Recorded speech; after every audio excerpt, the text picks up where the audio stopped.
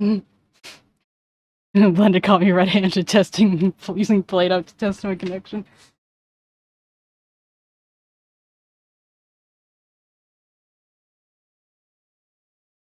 Hello.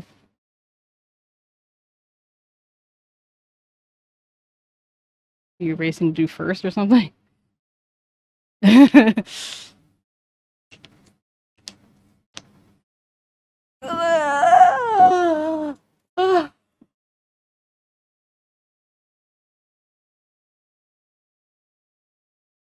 Oh, it's just funny how he, like, caught me red-handed testing my connection with Play-Doh. Nowhere is safe. He knows. When he left, at first I thought he was saying, like, thanks for not giving me an invite. Hey, Fox. Hi, hi.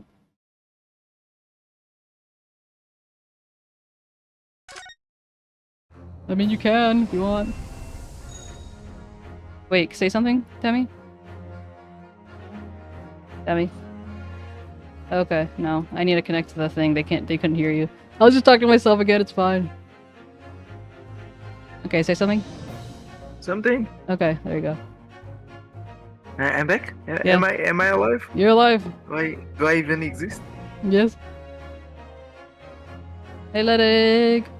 So, Fox, So, when you, once you, in July, when you have your 2 days off or something, does that mean that, we'll get to see you around more often?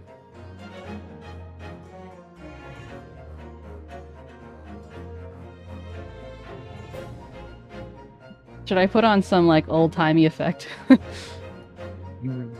Old-timey? Maybe? Oh. Can it affect me as well? I don't think so. Not. Yeah. But maybe one day I can convince you that you should get a model and V2 with me. Yeah. Oh, I love that, Fox. I'm so excited. Can you tell me the dates again?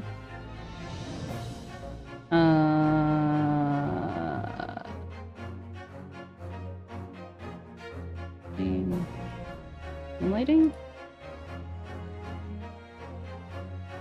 Oh, that's not it. It was effects. It's this one.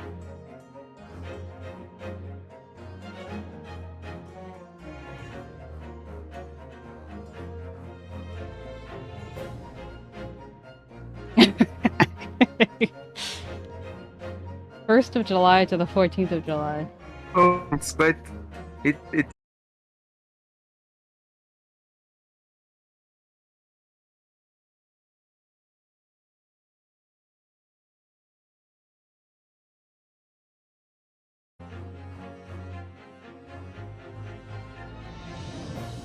Oh, okay, I think I'm back now.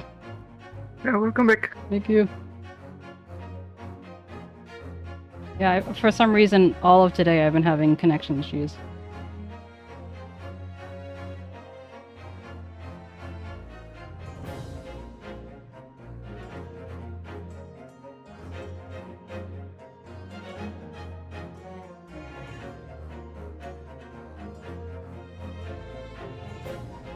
Weird.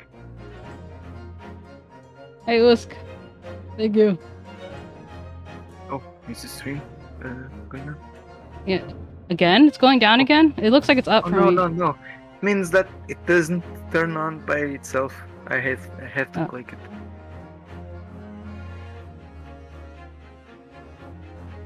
Good.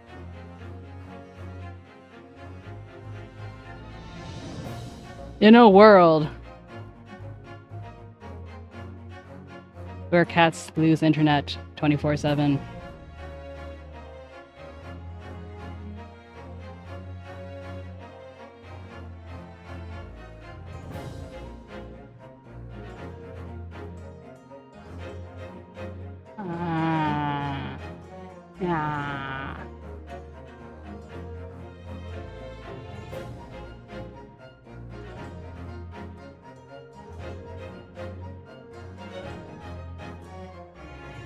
Very good question, Usk.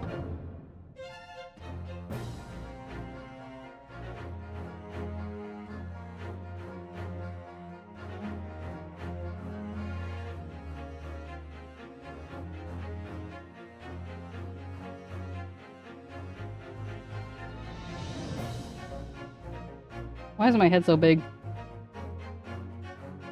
Because it is.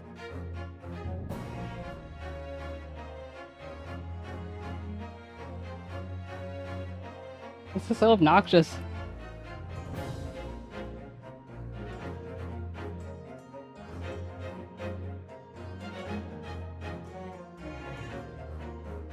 I'm not gonna do it. It's a fun idea though. Going. Okay.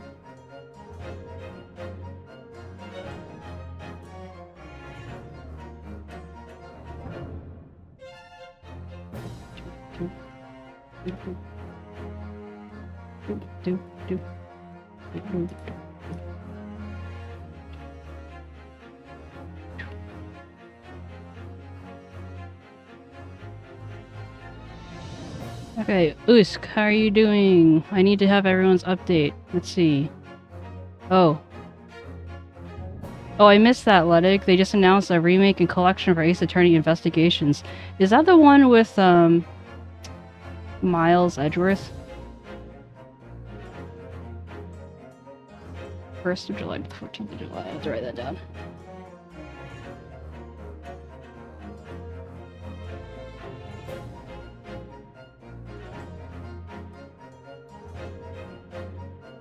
Bunda.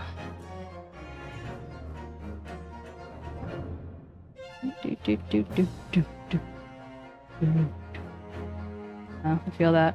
I got 2 hours of sleep last night. Woo! The crowd goes wild.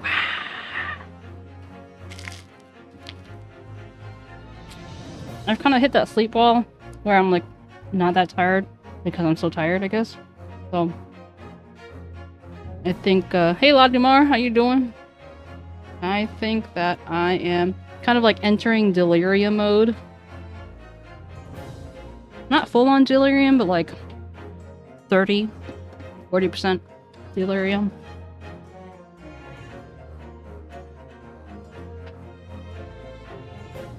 Damari! It's hard being you, Fox. It's hard. Thunder, how are you doing?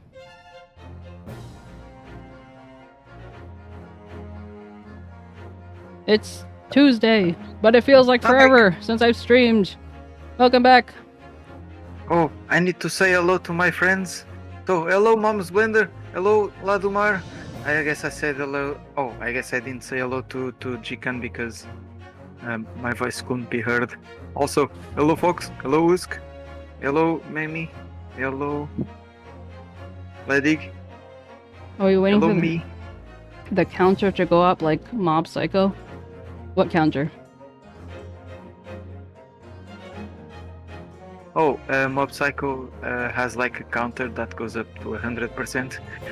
Whenever he gets a bit more stressed, the counter goes up, and it gets released at some point. And yeah, and his powers go wild. It's quite fun. You should watch it. Oh my god, I'm sorry. 1 second.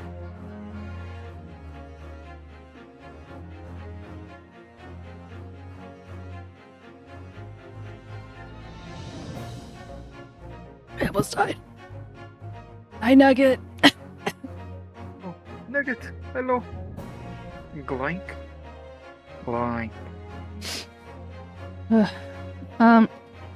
Is 𝗟𝗶∗ the one that's like made by the same guy who did One Punch Man? Yeah. Thanks, 𝗟𝗀. I'll try not to.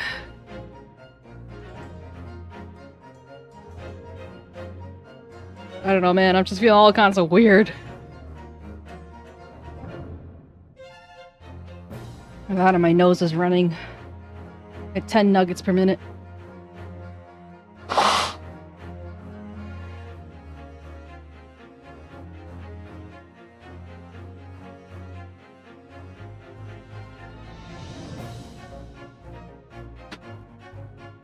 Okay. I'm not sick. I just only had 2 hours of sleep, so it's kind of, you know. I didn't. It wasn't all night. Blender found me and Demi right before stream. I was stress testing my internet, and he was like, he saw us on Played Up, and I'm like, shit. Guys, we totally didn't play Played Up since yesterday until now. We really didn't. No. That's what I said. I know, but I'm stressing it.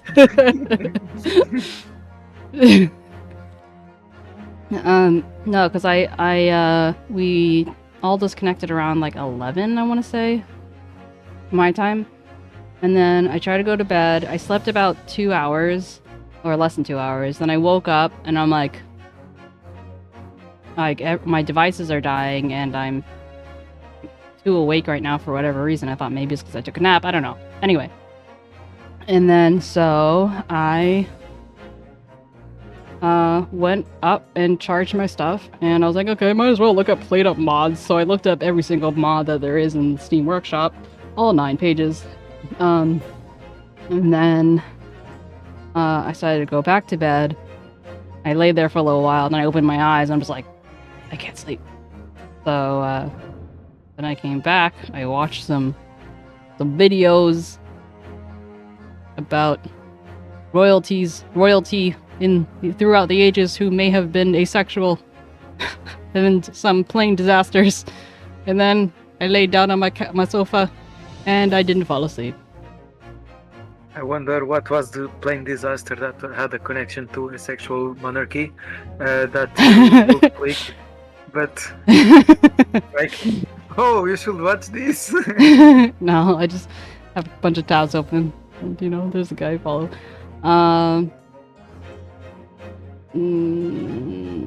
But yeah, okay. It says you're awesome. That's what it says. It says that you guys are amazing beans. What is Ace Attorney? Yo, he just said, what is Ace Attorney? Oh, Nugget, do we have a treat for you? Have you ever seen those GIFs that are like, objection! And there's a guy just pointing. So we've gone through the entire first trilogy of Ace Attorney. It's basically a very goofy Japanese, like investigative, law game or whatever, and you're trying to figure out who did what and that sort of thing. And so this particular Ace Attorney has a little bit of a twist because this is basically Ace Attorney historical. So basically like the before Phoenix Wright was Phoenix Wright, there's like his what do you call it? Ancestor. So that we're basically playing as his ancestor right now. And so this is a bit of a shorter game little bundle. Yeah, and then we're gonna go to Ace Attorney, Apollo Ace Attorney after this, which is basically what happens after the original Ace Attorney. So basically, it's Phoenix Wright's protege. So I think you'll like this, Nugget. Anyway, what were you saying, Demi? So basically, I wanted to add that imagine Japan after opening its borders and getting the influence from the West and stuff, and they are trying to learn from how trials are made in other countries like England and stuff. And Yeah. we were from Japan, and we are in a boat where we were going to England With our learn best more. friend, we were a stowaway. It was like a whole thing. We're starting a new episode today, though, so better call Senpai. So this is a great time to join, and I do all the voice acting, and occasionally, if it has to do with a Russian accent, I'm shit. Or French or Russian, I'm not very good. But German, I'm okay with. Okay, let's continue. You should add some southern accent at some point. You mean just to throw it in there? Yes. Just show off my skizzles, even though there's probably no southern people there at all. And then you ask Blender how it's made, how it's done. How's it made, Blender? Show me how it's done. Okay, episode 3, The Adventure of the Runaway Room, Investigation Part 1. So this is actually, no, yeah, Yeah. Anyway, so this game is 3D, whereas the previous games were not. So, yeah, I hope that would be awesome. That would be awesome.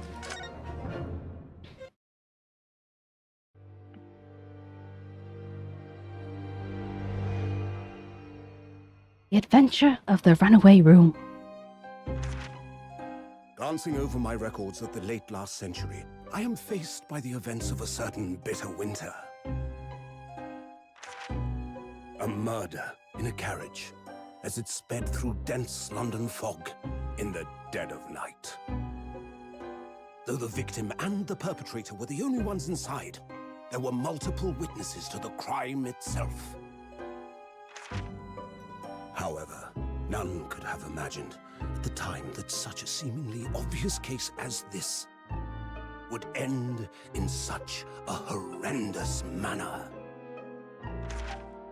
My friend, Mr. 𝗟𝗀𝘀 once said of the incident, "I believe that perhaps that case was indeed the prelude, the beginning of a long concerto that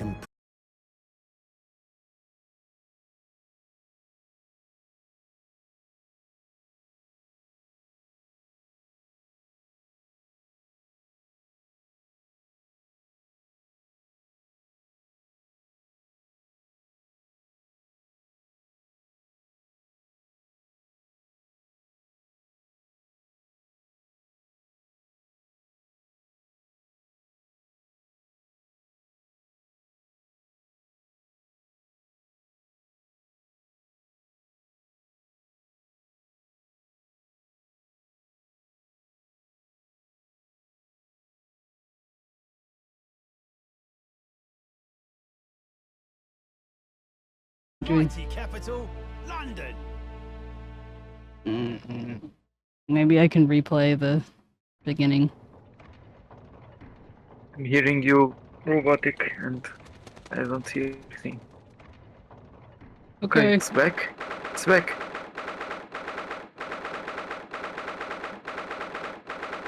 I'm gonna replay it from the beginning so you guys can see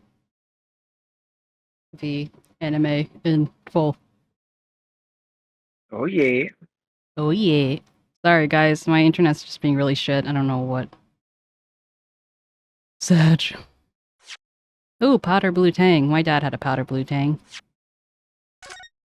It's often mistaken with the hippo tang because Dory is a hippo tang from Finding Nemo. But sometimes people see a powder blue tang and think it's Dory, and it's not Dory. Oh my god, stop!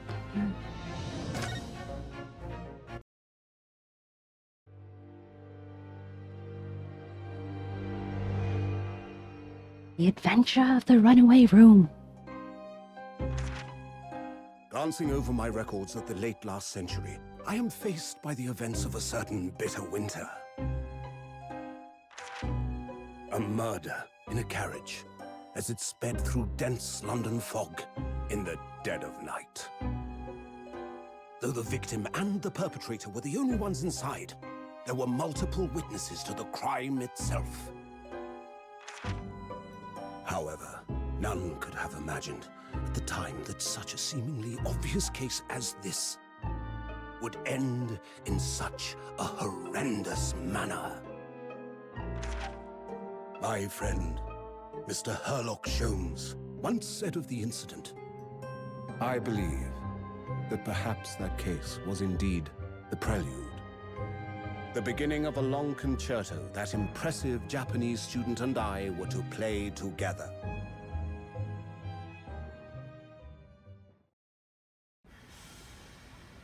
So when did the stream stop?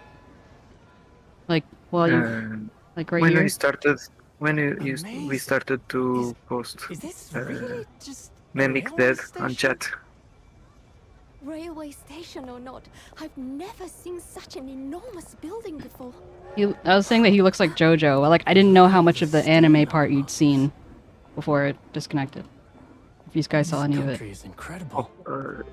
I guess you can't stream it to me for me to have sound and stuff. Oh, sorry. Let me do it. Might be too much for the connection, I don't know. Good try. 15 frame rates per I feel second. like I'm dreaming. So Okay. this is the capital of Great Britain. So, where to? Oh, hello. Climb aboard. I'll take you wherever you want to go. In that case, the Supreme Court in Whitehall, if you wouldn't mind. My pleasure. They speak good English. I suppose Yeah, you're, his accent is very, students from abroad, eh? very Yes. mild compared to what I expected. Thought so. Well then, I hope you enjoy your stay.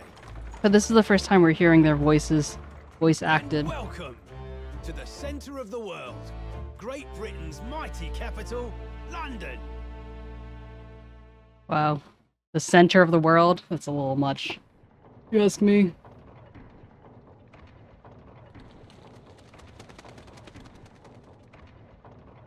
What is New York, the center of the world? Maybe. 18th February, 9:21 a.m. British Supreme Court. Lord Justice, Chief Justice's office.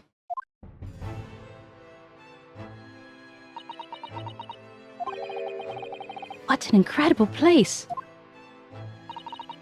It's so imposing. It's almost suffocating.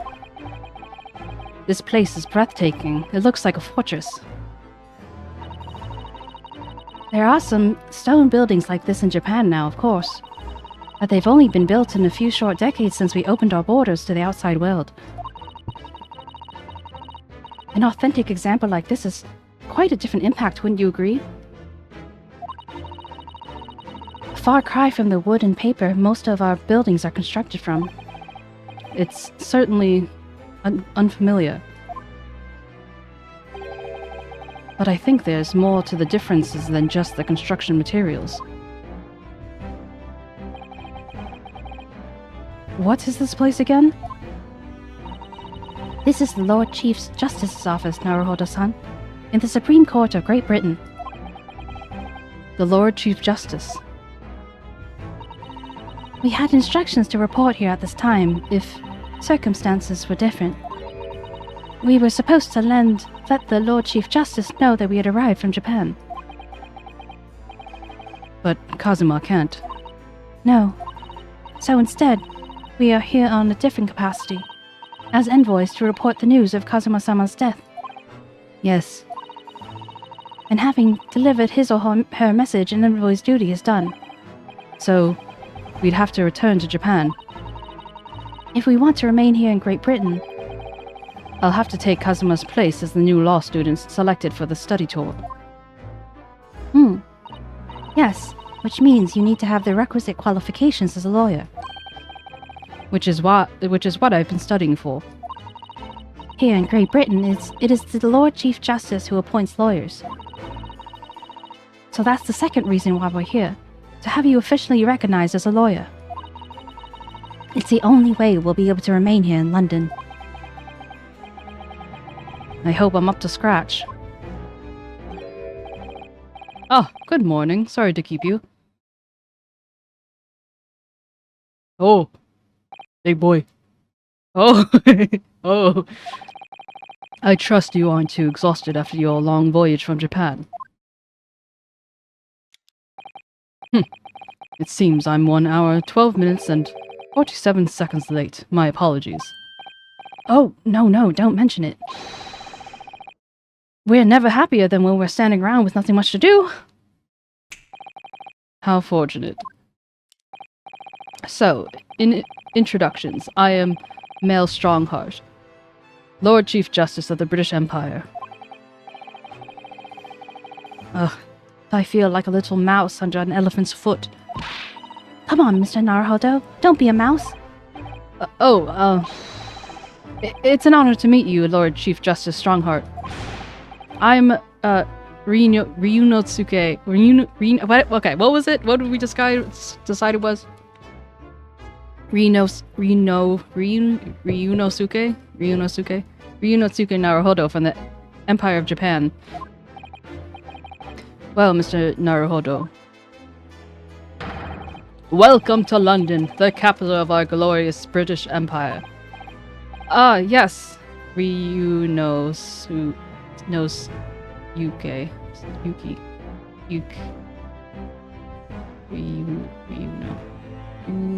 knows Yuki.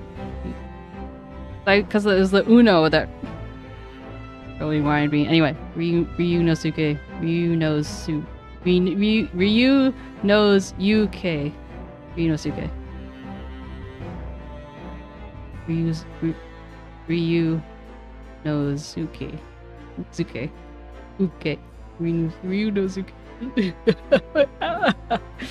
I don't usually have... Okay, so for context, I don't usually have this much trouble with Japanese names. Firstly... Thanks, Usk. Firstly, like the previous Ace Attorney games barely had any Japanese names because they were in America, essentially. And in this game, there's a lot of...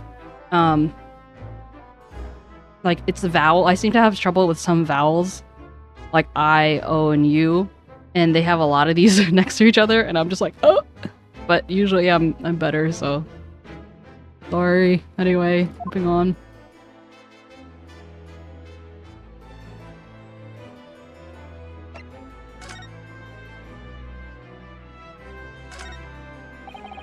I've investigated thoroughly, but I can't find anything out of place. This must be the Lord Chief Justice's desk. I believe it's made of marble. It looks more like an over-the-top tombstone that's toppled over to me. I think that's your fanciful imagination at work again, Mr. Naruhodo. It feels like everything that's normally made of wood and paper at home is made of bricks and stone here. I know. That's why this place feels so overbearing, I'm sure. Just look at all the Nazi books packed together on these shelves. They go from floor to ceiling. And they're all books that you couldn't hope to come by in Japan. It's like a dream. Yes, a very bad dream. They're not all British law either. There are books about the judicial systems of other Western nations. France, Germany, Spain, Holland. What about Russia? Why do you ask? I was wondering about asking the Lord Chief Justice how you say wardrobe in Russian. What do you think? I think perhaps it's a thought best abandoned. Welcome back, Demi. I'm back. Did you just... Oh. For a second I was like, did he get back just when I said welcome back? Yeah. I didn't think this through. I got some ice cream. Nice. Your second lunch? Kinda. I've been feeling quite hungry lately. Look at these menacing metal giants facing each other across the room. I believe they're suits of armor. Oh, right. I thought that maybe they were like the lion dogs we have in the Japanese garden shrine. We have in Japan garden shrine gates. No, not at all. In fact, in Europe, suits of armor like these are always possessed by evil spirits, you know. And they roam around in the middle of the night. Really? Is there nothing you don't know, Mr. Sato? This book tells me everything I need to know about everything. If you're ever unsure, just ask. Where did she get that incredible tomb? Tomb? Tomb? Tomb? Tomb? Tomb? Tomb? Tomb? Tomb? Tomb? Tomb? Tomb? Tomb? Is this some kind of clock? Actually, I think we might be inside some sort of giant clock. But those gears are larger than anything you'd find in a steam locomotive even. It's eerie. Do you think clocks are some sort of hobby of his? The Lord Chief Justice, I mean.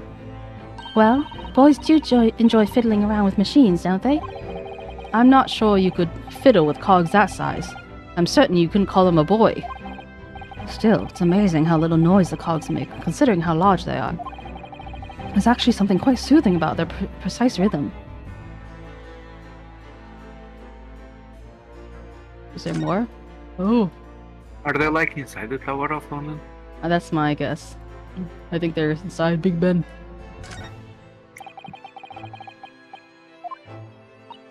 I already read this one. Thank you for the hydration check. Oh, I guess Tower of London is not Big Ben. There's another. I don't know. I think they're separate. Because the Tower of London is like a fortress.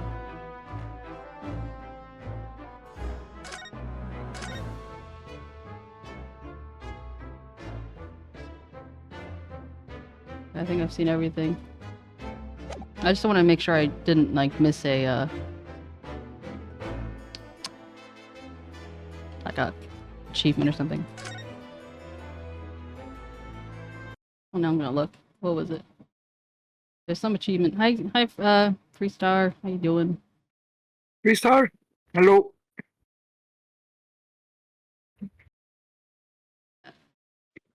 Those Did you three. redeem the hydration check, or did you drink? Yes. I said thank you for the hydration check. Oh. Sorry, dude.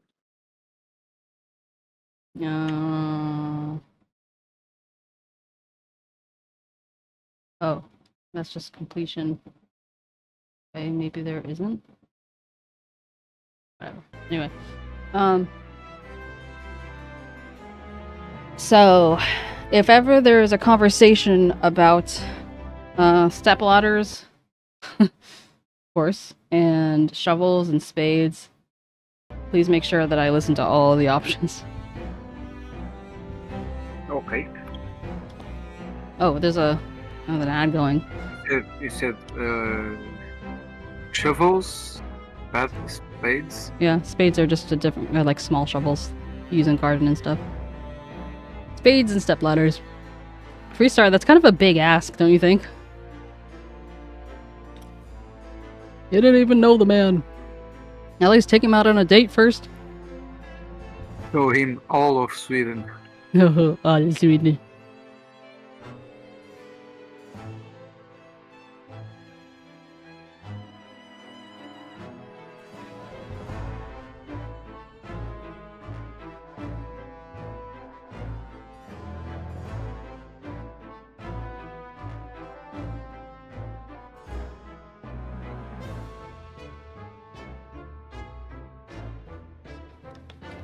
Did you realize that 𝗟𝗶H is an introvert at heart, right? Kick. Welcome back, everyone. So, what are your impressions of our capital so far? How do you like London? Oh, well, how... I've been so nervous ever since I got here, I can't even remember a single thing about the city. It's simply splendid, isn't it, Mr. Naruhodo? Oh? We had such a wonderful view of some of London's streets from the carriage on the way here from the station. Everything's so impressive and grand. I must say, I'm almost lost for words. I'm glad to hear you like it. The city boasts tramways, piped water, gas, and even cables supplying electricity. We spearhead every revolutionary new technology in the world. Every visitor to London is astounded. Oh yes, astounded is the word. So my apologies if my British accents are a little, questionable today. My tongue is a little fat. I don't know. It's been 2 weeks. Yeah, well actually, has it been 2 weeks or has it been like 4 weeks? Is it? Oh. No, I don't think it's been 4 weeks, but I think it's definitely been 2 weeks, but it might have been 3 weeks even. Thanks for saving me there, Susato-san. And everyone seems so jolly and full of vigor. Yes. There's much excitement about the upcoming great exhibition we'll be hosting here in London. Probably. Oh yeah, no, I definitely know I didn't do it last week because Demi wasn't here. Great exhibition. Cultural and technological achievements from around the globe are to be exhibited here in our great city. It would be the greatest spectacle of its kind in history, and will make Paris's World Fair look like a toy shop. Oh gosh, I can hardly imagine how magnificent it's going to be. Yeah, stroke his ego. Great Britain's capital is nothing but magnificent. London is the center of the modern world. Yeah, I did. What are you talking about? I said thank you for the hydrate, and I drank. I'm gonna hydrate again just to prove my point.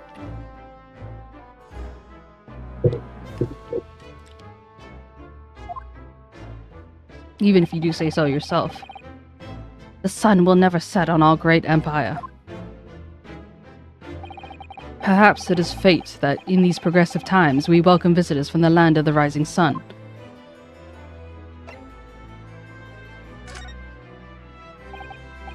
Fuck you, Blunder. Lord Chief Justice, I think you were expecting a student for law for the study tour, weren't you? Absolutely. Mr. 𝗟𝗶হি𝗸𝘀, if memory serves. That's right. Yeah! You're right, 𝗟𝗀𝘀. What's up with that? The British government has already been telegraphed a full report on the situation. I understand the young man has lost his life aboard the steamship bound for our shores.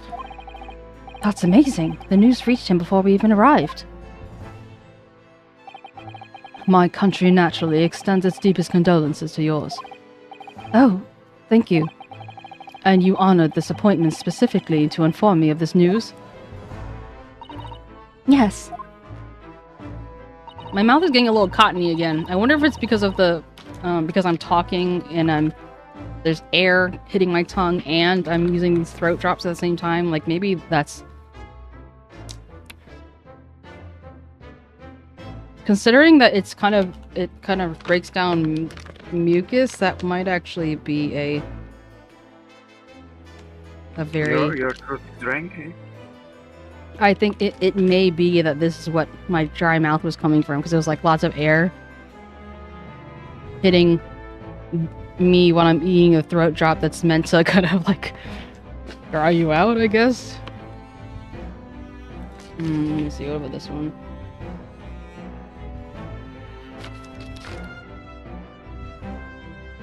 We're here in the capacity of envoys from Japan to report the sad news in person. They tell me you Japanese are people of protocol and courtesy, and I see that is true. And it's with some regret I must inform you that the death of the young lawyer means the study tour arrangement can no longer proceed.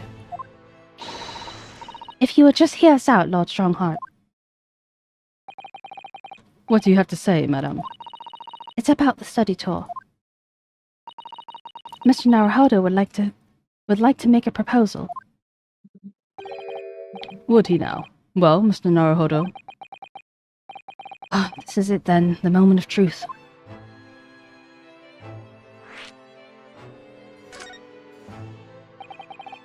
The thing is, Lord Justice, Lord Strongheart. I keep pronouncing the T's. I need to stop pronouncing the T's. I was wondering if perhaps you would consider allowing the study tour to go ahead. Don't misunderstand me. Britain would ideally like to see the tour go ahead. But without a lawyer from your country, there's nothing to be done. Well, in that case, what if there was someone else? Another lawyer from Japan, I mean.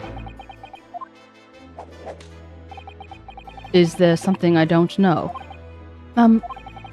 Only a single lawyer was invited to the Great Britain from your country, and that was Mr. 𝗟𝗀𝘀. At least that is what I've been led to understand. Well, the thing is, this is really not going well at all. I just really can't find the right words to say to this man. Mr. Naruhodo! I could ruin things here if I'm not careful. What am I going to say? If there's someone else here from Japan who could be described as a lawyer, it's me! It's me! It's me! I can do it! Is that so? I mean, I don't actually have any qualifications as such, but... No qualifications, you say, and yet you still claim to be a lawyer. I have acted as a lawyer in court before. Only once, as it happens. And I had Kazuma to help me, and I was the accused, but glossing over the details. I've been spending every spare moment on the journey here to Great Britain studying. I've learnt all about British law and court proceedings while I've been on board the 𝗟𝗶H𝗸𝘀. The voyage from Japan is some 50 days, I believe. Not what you might call a full education. To become qualified to be a lawyer here in Britain, not only do you need a university degree in law, but you must also complete several years of training. I realize it's far too short a period of time, but I can't just go back to Japan. Hey Ada, how you doing? Kazuma, the boy. Mr. Asogi's journey had only just begun. Coming here on this study tour was all he thought about. I have to carry on and do everything he planned to do. I know it must sound like I have an overly inflated opinion of myself, but I would do anything to prove that I have what it takes. Any test you care to set me. Just one chance. That's all I'm asking for. Please. 31 seconds. Sorry? Your opening statement there, Mr. Naruhodo, was 31 seconds long. Not too brief, but not too protracted. A perfect judged appeal, I would say. Which is a skill that would stand you in good stead as a lawyer. Oh, thanks. So, you're willing to put in those words to trial, are you? Well, I'm all for entertainment. Huh? But let me ask you one thing first, sir. Yes? You say you intend to do everything as Mr. Asogi planned to do. Are you firmly set on that path? Well, yes, that's my intention. I see. Am I imagining things? Or did his expression just alter a fraction there? There, all of a sudden. There. Very well. You have your wish. I'll give you a chance. To test to become a specifically certified lawyer. Whether you pass or fail is entirely down to you. Really?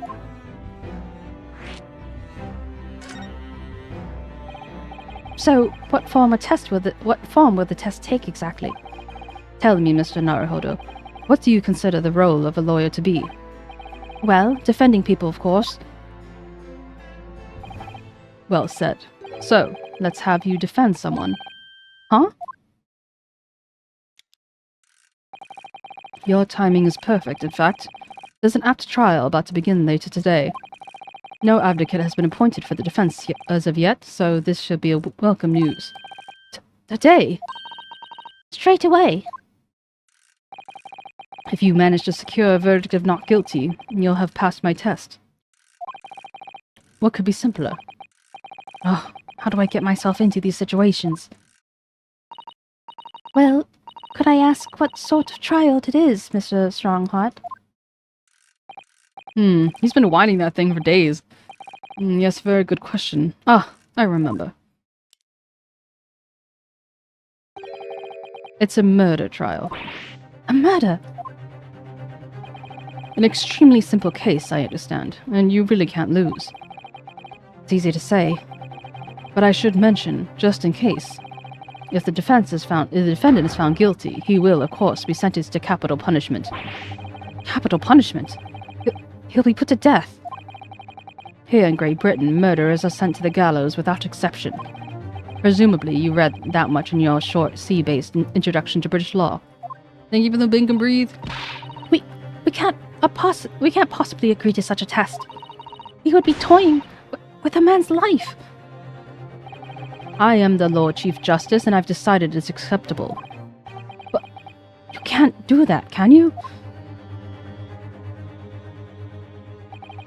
There's no need to overcomplicate this. All you have to do is ensure that you don't lose. So the defendant may live or die depending on how well I perform in court. If I lose, he'll be hanged. Mr. Naruhodo, you have come to me claiming to be a lawyer. If you want me to take you seriously, you need to prove you're willing to do a lawyer's job. And you say you intend to see through the will of your compatriot, Mr. Asogi. I would like to understand just how far you're willing to go in order to make that happen.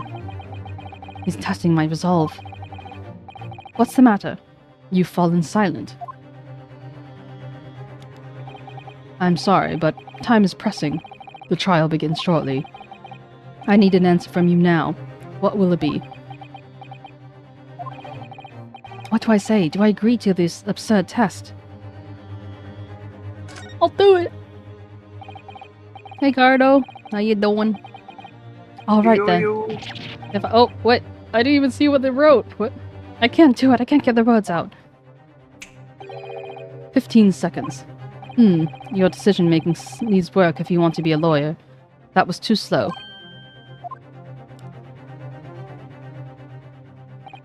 So, it's as I suspected, is it?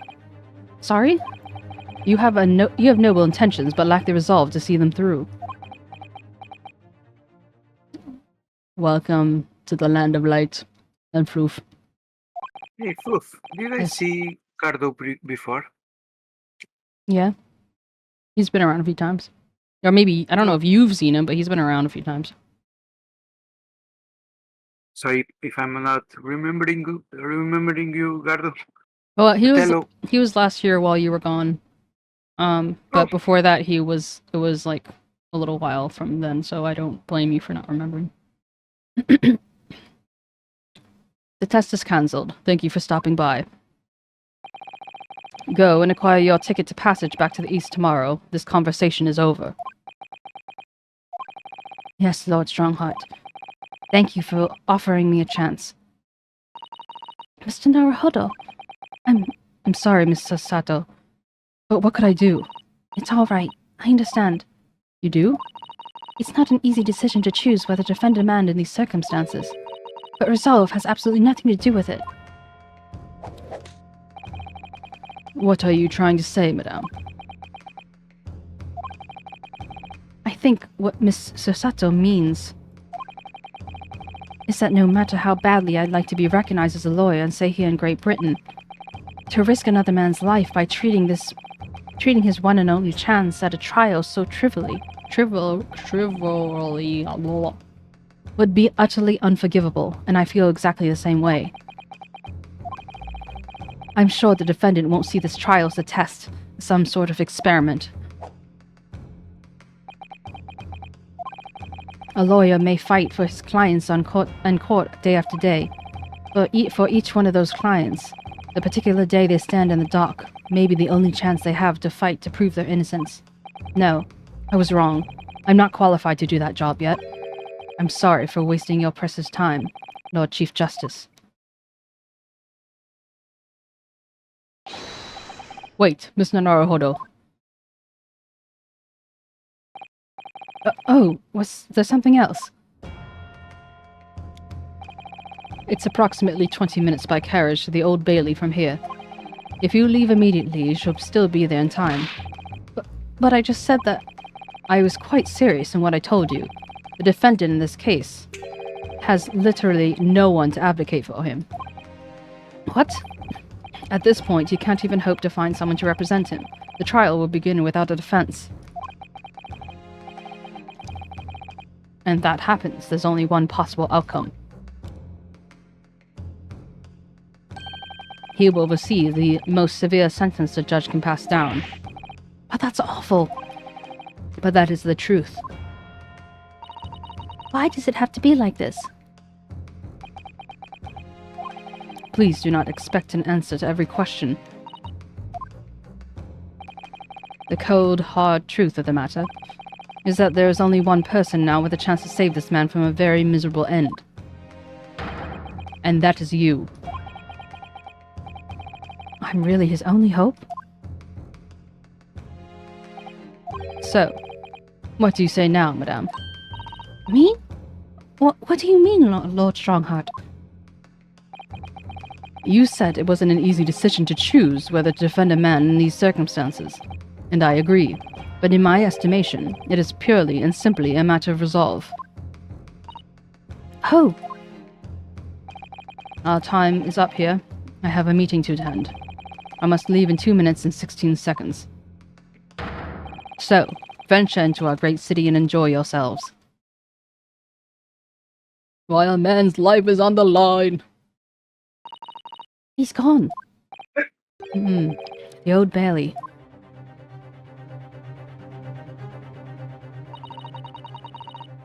If we're going to do this, Mr. Naruhodo, we must leave at once.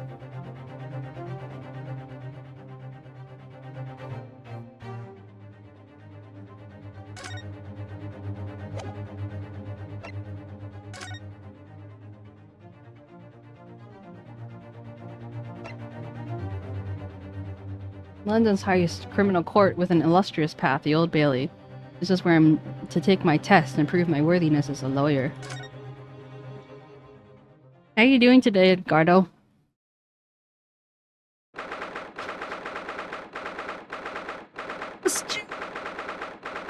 Oh. 18th February, 9:45 a.m. Old Bailey, defendant's antechamber. Oh, thank goodness, we're in time. There's still 15 minutes until the trial begins. I never knew a horse-drawn carriage could go so fast. I thought my teeth were going to rattle loose. Did you hear what I said to the driver when we climbed aboard? Got us to our destination in 5 minutes, driver. And there's a guinea in it for you. That's one of my favorite lines from the 𝗟𝗀𝗀𝘀 stories, and it works quite perfectly. I'm not sure why you're so pleased. I thought we were going to die, and we had to pay a gold for the privilege. Well, at least we arrived here before the trial started. Yes, I suppose there's that. Anyway, I don't understand it. The court clerk said the defendant should be here, but there's no sign of him at all.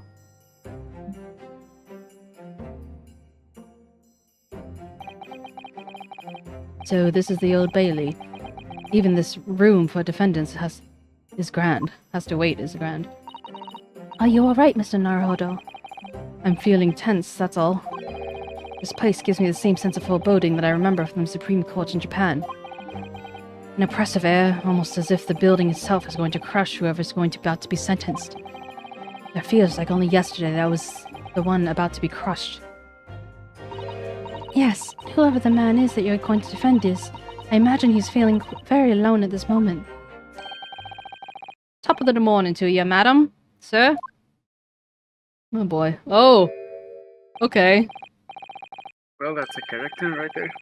What are you doing following me around here? Things are fairly desperate, are they? Sorry? Would you look at those expressionless faces? From the east, are yous? 𝗟𝗶𝗀𝘀𝘀? What does 𝗟𝗶𝗀𝘀𝘀 mean? Okay? We're from Ready? Japan, yes. What does he mean? 𝗟𝗶𝗀𝘀𝘀. Oh, Japan, is it? Right, say no more. So, how much yous need? No, we're just here because... No need to explain, fella. I've been here myself, so I have. No place to go, nothing to eat, barely a penny to your name. And all the while in a strange faraway land. Well, actually, we haven't found a place to stay yet, no. 'Tis grand, 'tis grand. Let me start by giving yous 1,000 guineas. Say nothing now. Huh, 1,000 guineas? Please, Miss Susato, you don't have to shout. But 1,000 guineas is enough to build an entire mansion in the most prestigious area of Tokyo. What? 'Tis nothing to me at all. What am I even talking? I'd like to ensure I have sufficient funds to weather a rainy day, you see. I have enough wealth to buy the city of London 2 or 3 times over. Could that much rain even fall in one day? Well, even so, we couldn't possibly accept such a large sum of money. Ha! That hit me in the eye. Don't get me wrong, fella. I ain't giving it to you, no strings attached. I'll be waiting for you to do something for me. Oh? To be honest, 'tis a little embarrassing. The trial that's about to begin, you see, is for me good self here. I'll be on the dock. So now, what I want you to do is come along with me and stand there beside me. Officially, you'd be my lawyer, but that's just a little detail now. Oh, well, the thing is, Don't worry about it, Ting. All you have to do is stand up there next to me, nothing more.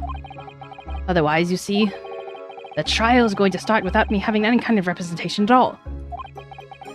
So it was true.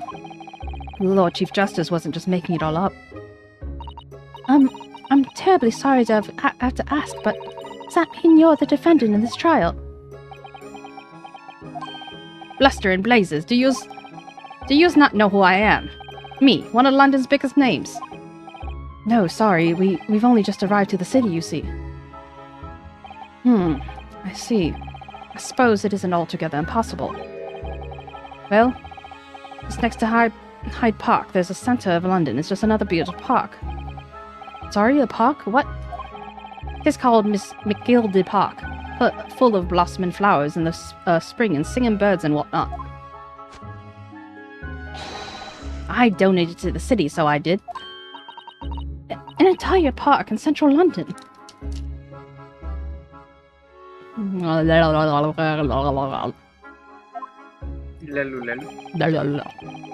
city of smiles. That's my vision for London. There's nothing Magnus McGilded wouldn't do for the city, and it's quiet old people. That's amazing. I mean, really extraordinary. Thank you for the blink and breathe. But now they've got the gall to say I'm a good-for-nothing criminal. Me, Magnus McGilded. What is the matter with the London police, I ask you? Alright, don't pass out. Mr. 𝗟𝗶𝗀𝘀. Perhaps now would be a good time to introduce ourselves while the gentleman catches his breath. Good idea.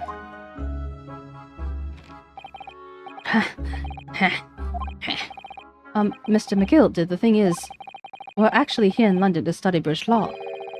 We're law students on a study tour from Japan, you see. So, if you don't have a lawyer for the trial yet, and you'd be happy to put yourself in our hands, and we do our best. What was I after saying, you daft injit? I've given you 1,000 guineas to stand up there and to me, haven't I? Well, yes, but I wasn't really offering just to stand up there next to you. Oh, I think I see what's going on here. I think he has a different kind of accent, but I don't know what it is, and I don't want to assume. Sorry. I know what you're thinking. This chance of a fella claims to have more money than the Queen.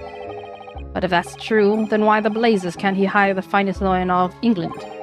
Because he did it. That's the only explanation. Well... well...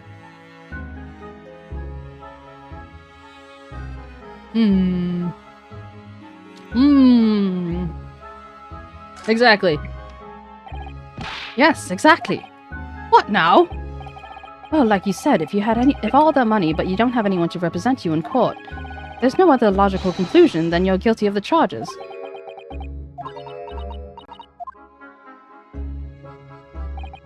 Well, you called a spade in East, as you do. Oh, I'm sorry, I didn't mean any offense. I still can't express myself very well in English, you see. And I'm never sure what's acceptable to say and what isn't, so... Is that so? Because you sound fluent enough when you were telling me what a blackguard I must be. I'm terribly sorry.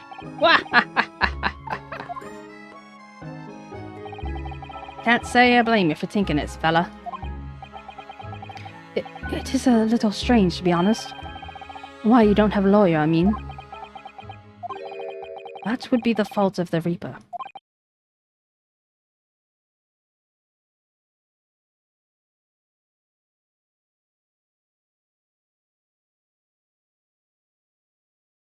Think I'll make...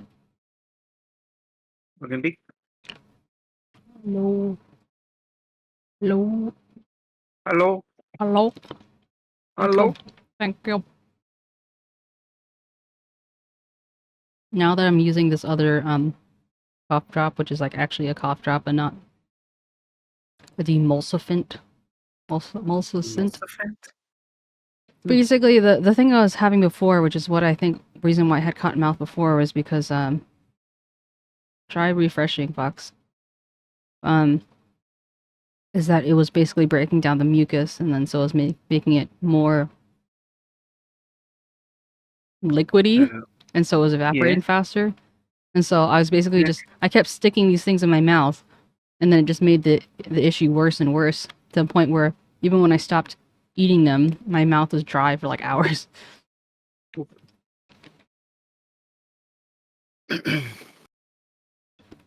Let me know when you guys can see the image again. Yeah. I mean, I see moving and everything. I think I didn't even need to refresh. I don't know. So you think everything's good now? I think so. Yeah, Okay. it's perfect. I mean, I did refresh at some point because I saw that I had like half a minute of delay. What's CYD?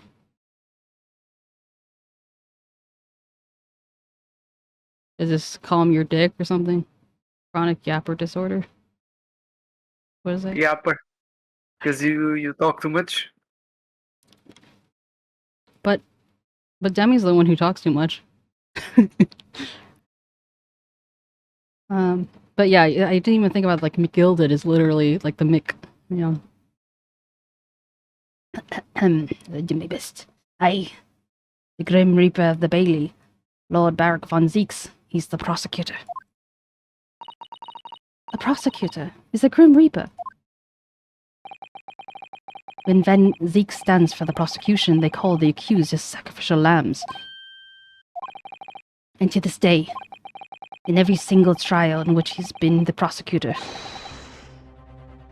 the accused have been damned. Irish also have MCs? Like, main characters, or MCs like Mike Jockey? Mike, whatever.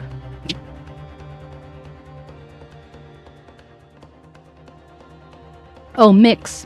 Sorry, Mix. It's because you capitalized the C that I thought it was, you know, anyway. And now Fox is saying Mike's. What? So it streets to the desperate situation where there's no one willing to stand in defense against the fellow at all.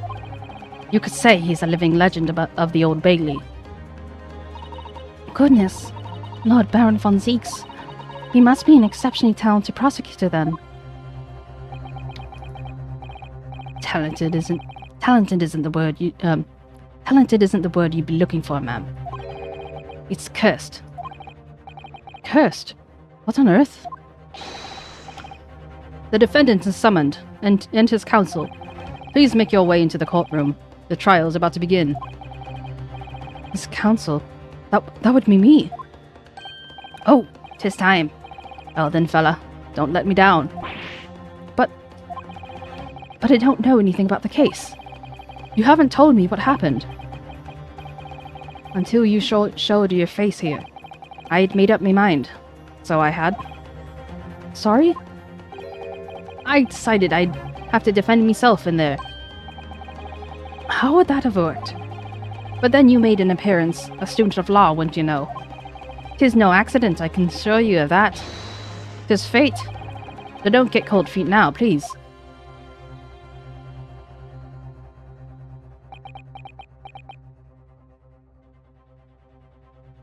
The hat is taller than you and me, man. Yeah. It's true.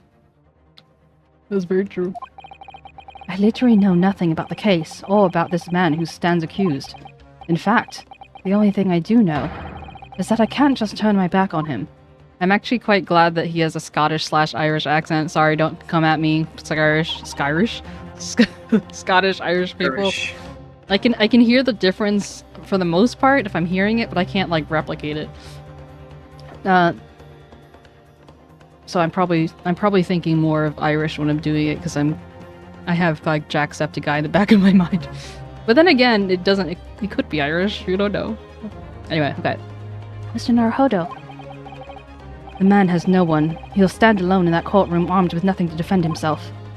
Yes, something like that Kazuma would never have allowed to happen.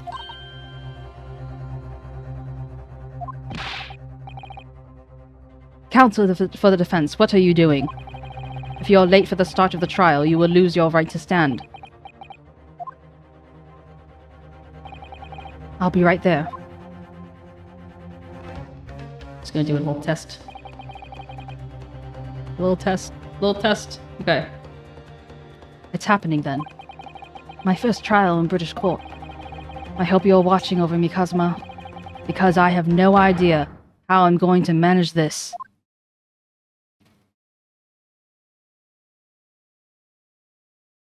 You know, 𝗟𝗏, you're not wrong. Oh, fire. Look at that 2D fire. 18th February, 10 a.m. The Old Bailey courtroom. Do you think I can give him a German accent because of the font? Like, he might be Dutch or something, but I know that I can do a German accent-ish. So this is the highest court in Great Britain, the Old Bailey. The centuries of history in this place is palpable, isn't it? It's so different from the Supreme Court in Japan. It feels so imposing and serene at the same time. The atmosphere almost makes words redundant. Whatever the country, determining a person's guilt or innocence is always a solemn affair. May I say something, Mr. Naruhodo? Oh, yes. What? Your eyes look ready to pop out of your head again. I know, I just can't help it. Oh my god, he's a vampire. Oh, Santa. In the name of Her Majesty, I hereby declare this court to be in session. We are here today to determine the guilt or innocence of Mr. Magnus McGilded. Now I call upon the counsels for the prosecution and the defense to declare their willingness to proceed. Now I need to think. How does a German accent go?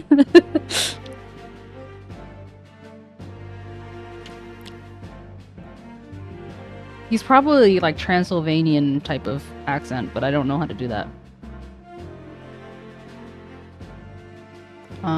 Okay. 𝗟𝗏. Okay, well, I don't know how to do. Okay, I'll look up some kind of thing to just say yeah with everything. Okay, hold up. I'm gonna look up a little example to try and go off of, so I can give him what he deserves. Because I know I have a bet he's gonna appear more than once. I mean, look at this guy.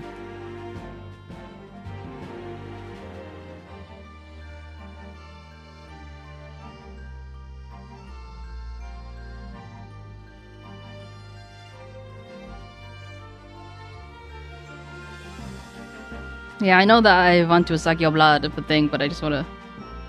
I'm trying to do the most for you guys that I can. All right. There's a video called Accent Quickie that I'm gonna watch. Thank you, Floof. You're the best. What? What are you talking about? Because you're doing this for us. Oh. You want the best for us. Yeah. What I do? Speak Jewish, I guess? Kyo, I know you, like, one, it's the word, I think your word you're looking for is Hebrew. And second of all, you don't speak Jewish.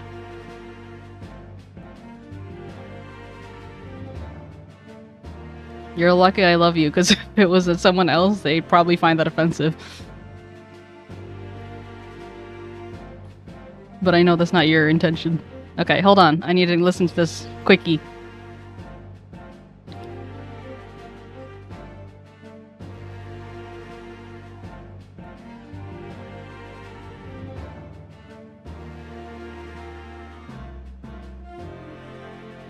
Wait, Demi, can you hear what I'm listening to? What? No, not really. Oh, okay.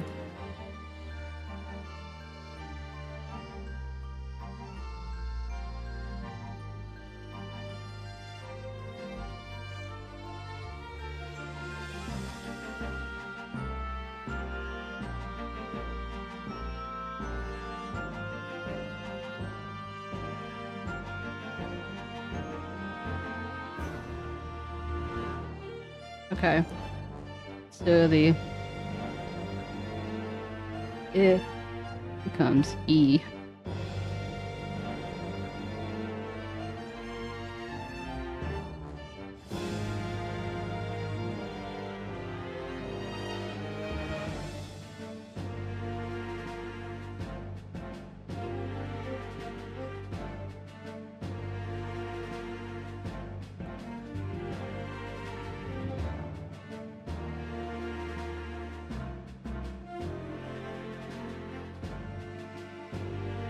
Yeah, wow. It was...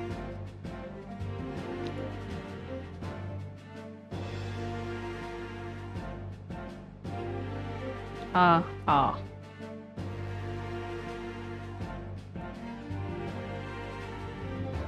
Oh.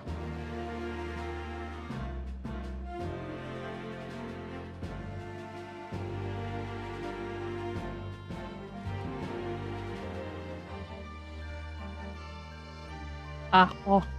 Ah, oh.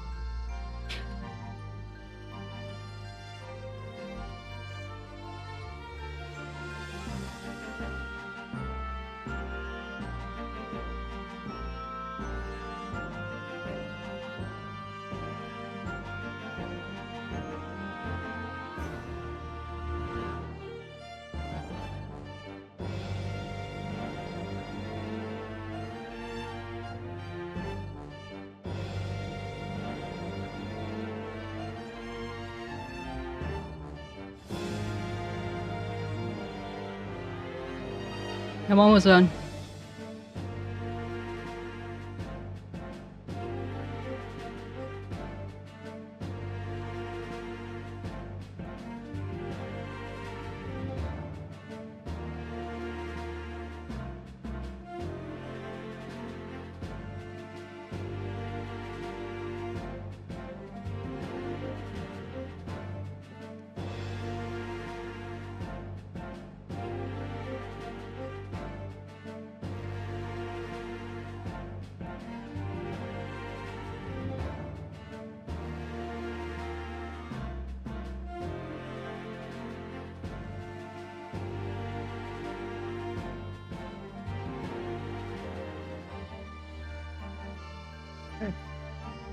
So instead of the German this, it's this.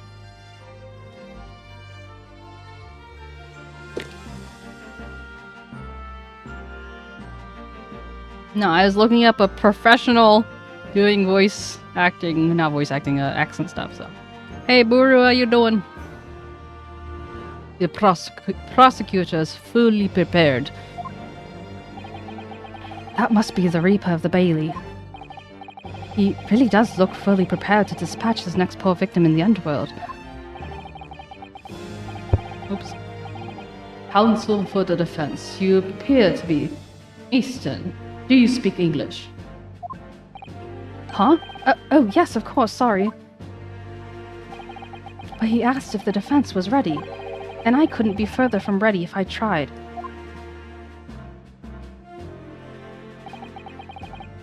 Those eyes please me. Nipponese. They shroud your fear, your doubt, your trepidation. They run wild, clinging to some phantom notion of courage. The quintessential look of a sacrificial lamb. A cold shiver just ran down my spine all the way to the tips of my toes. So, 𝗟𝗀, who is this guy? He said he's the darling of his family. Like, so is he based? I assume he's based on someone real. Is he a real? Like, what's the story behind that? Now, Mr. McGilded. Yes, my lord. You stand accused of murder, a capital offense. You could be sent to the gallows if found guilty. Are you quite sure you wish to entrust your defense to this foreigner? Oh, okay, thanks. I've always said, my lord, 'tis a grand thing to give opportunities to the young, even if the fella's a student from some little island off the far east. It is not the British way to ignore the dangers to yourself and give those less fortunate a chance. I'd like to think that acts of chivalry shall do the great British Empire proud. Sorry, my tongue is dry. Great British Empire proud. Oh, Rogue Listen to Miss Rose Gilded. What a fine gentleman. Did you hear he donated £5,000 to the government the other day? Mother, please, can we go play Gilded Park? It seems as though everyone in the public gallery is firmly behind Mr. McGilded. Yeah, I'm working on the R's. That's definitely welcome news. He certainly has a way with words. I'm surprised he couldn't convince anyone to defend him. Eloquently put, Mr. McGilded. The most laudable sentiments. Now, ladies and gentlemen of the jury, I'm sure I need hardly remind you that you, 6 members of the public, have been selected for your impartiality. Are you ready to proceed? Yes, my lord. Huh? What? What do you say? It's interesting to see to have 6 people, extra people, as the juror. Yes, my lord. Why do you give him such an accent? If the task is to send rotters to the gallows, where they belong, I am more than ready. That's the manner his lordship has always said we should dispose of the rubbish promptly. Naturally, I agree. Ha! Any criminals here will sure be wishing they never set eyes on me.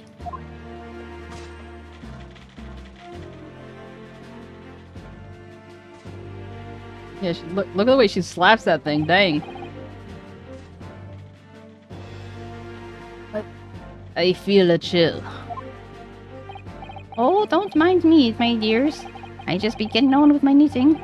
Must finish these mitts for my grandson. Ah, Mr. Naruhodo, those people are... The jury, yes. That's something we don't have in Japan yet. That's right, I only read about it. But here in Great Britain, the court's final verdict depends on the opinions of these 6 jurors.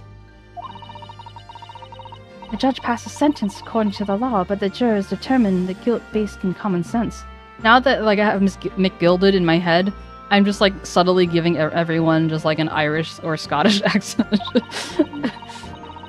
So the defense is ultimately judged from 2 completely different points of view. But how exactly do the jurors give their verdict? That I don't know, but I'm sure it will become clear as the trial progresses. Yes. Prosecutor Van Zieks. My lord. My lord. It's like my blood. My lord. Just got Crier shouting, "Ayo, shut the fuck up." Or Gables. What are you talking about? What are Gables? It's been a number of years since we've seen you here in the courtroom. I thought you'd renounced your fame. I am known as the 𝗟𝗶ሔር𝗸𝘀, my lord. Infamy rather than fame, I would say. But yes, 5 years have passed since I last spread my wings in this capacity. So what brings you back? Is there some change of circumstance in which the court should be aware?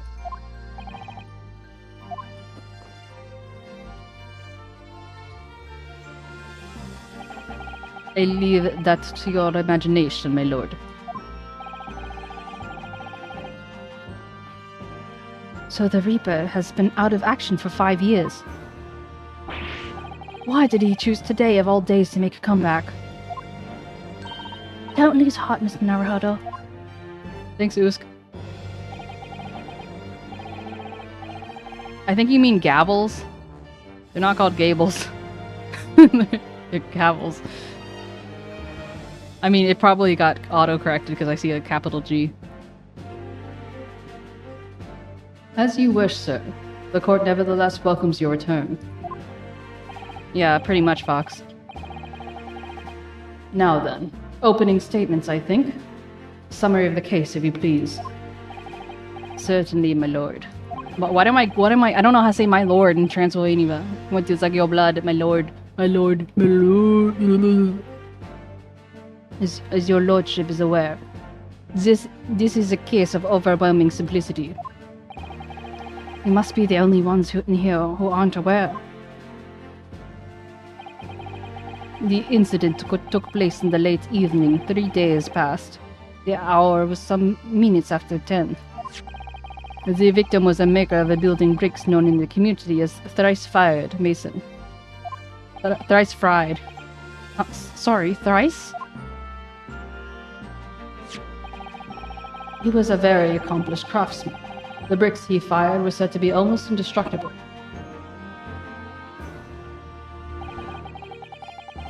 The victim's corpse was discovered in an omnibus in service on the streets of London at the time. I can't roll my R's. Tongue too fat. A dagger has been thrusted into the victim's abdomen and is believed to be the ultimate cause of death.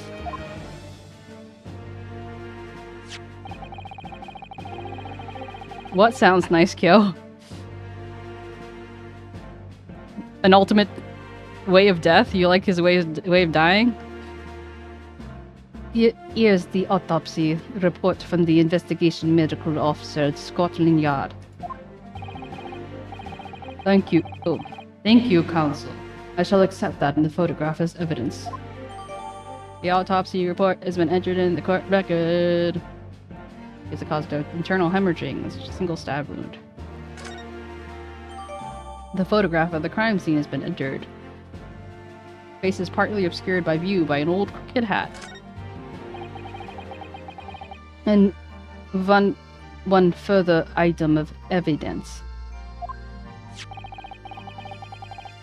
Which one? The Transylvania one? True, Fox. Very true. The prosecutor wishes to submit these as well. And these are... Good lord! Has that blood, counsel? Yes, my lord. Seized by a policeman who had arrived at the scene. These gold-soaked gloves were taken from the hands of the accused when he was arrested. What? Mr. McKilden's gloves had blood on them. It would sound so much more convincing if I could roll my R's without my tongue being like a fatty. You might as well call my tongue Django. You can ask me to say the R's at the exact time. You are speaking and I say Yuri. I think it's okay, but that's funny. But I did pee. I'm gonna pee. I'll be right back. Don't move. Did I make full of pee?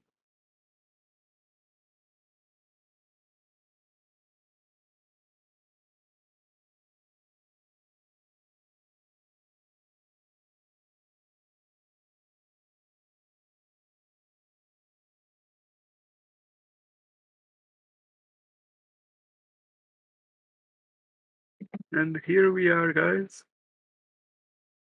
Once again.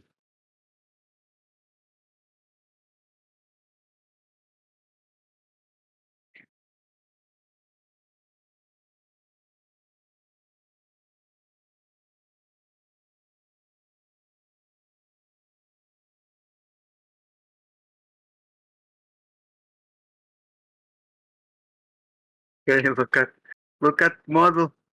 The model is doing the face.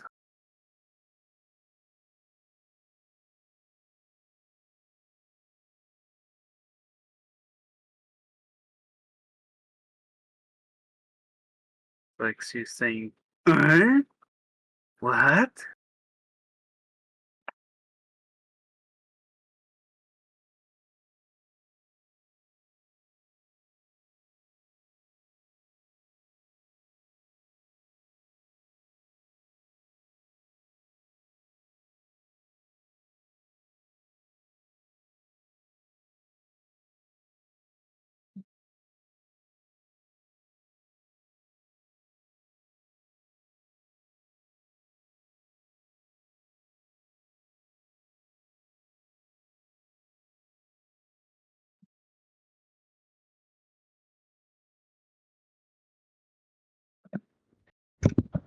Can I really run? She is right behind me, right? Looking at me this time.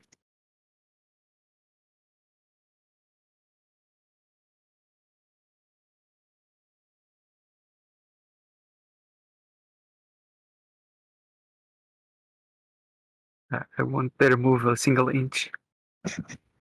Look at me, using imperial units of measurement. I don't know if it's an upgrade or a downgrade.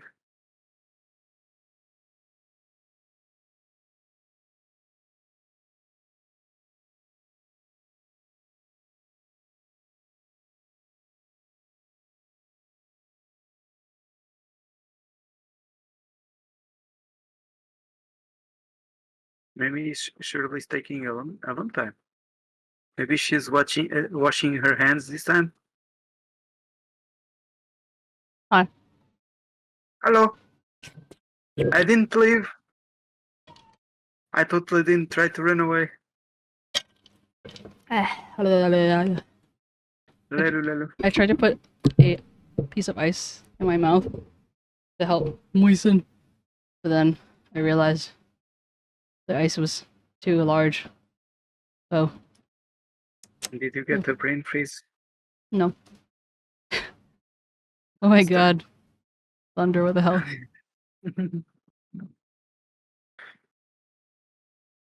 And dummy, that was the proper response. I don't know. Okay. I have it ready. Everyone hydrate. Do it for my tongue. Everyone's hydrating today. Many times. Do it more. Hydrate, you bastard! Hydrate! Oh no. No, we did doubly. Doubly.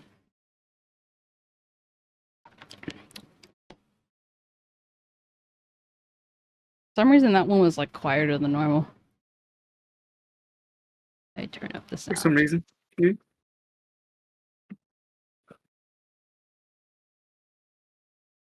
Don't move, I can't see you if you don't move.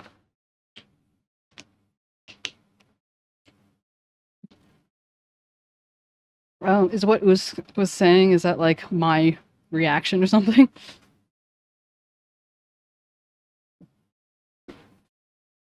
Why is he saying, why did he do that in quotes? I'm standing up now.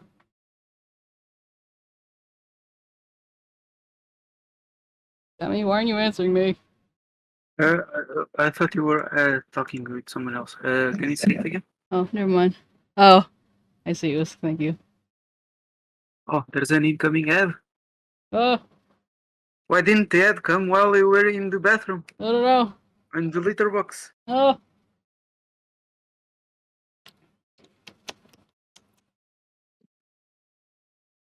I haven't received a notification, but I trust you. Starts in 5 seconds, for me at least. I don't know. Except that you don't have ads. Yeah, but I have a countdown Oh. that is letting me know. Is this supposed to have started now? Yeah, but I've been wrong before. I don't think it's happening. Okay. Yes, I will accept these as evidence as well. Ben's leather gloves has been entered into the court record. How did I get into this? I'm backed into a corner before I've even started. Continuing. According to the driver of the omnibus, there were only 2 passengers traveling inside his vehicle at the time. Only 2? Obviously. One of those passengers was the deceased brickmaker, Mr. Mason. The other was the accused, Magnus McGilded.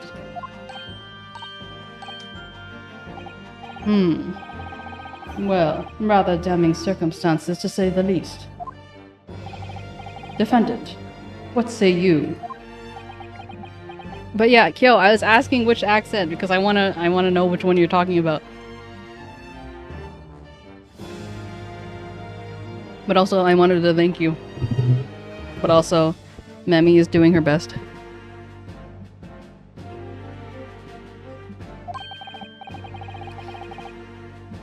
Well, of course, Well, of course, I have no recollection of such a thing.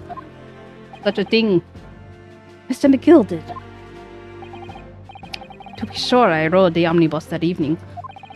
But whenever I am in a carriage, I am taken with a fierce tiredness, and I always succumb to it. My tongue is... Are you claiming to have been asleep? Oh, okay, now I see the ad break. Ad break! Ad break.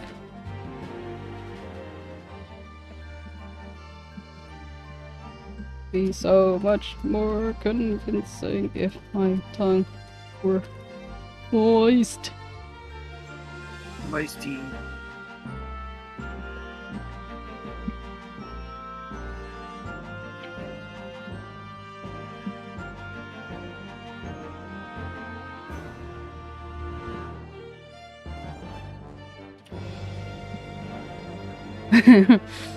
What language, Fox?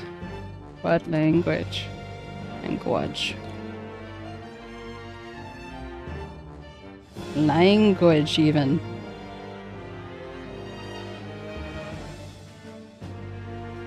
You don't know? What the heck? What the hecky heck? What the heck?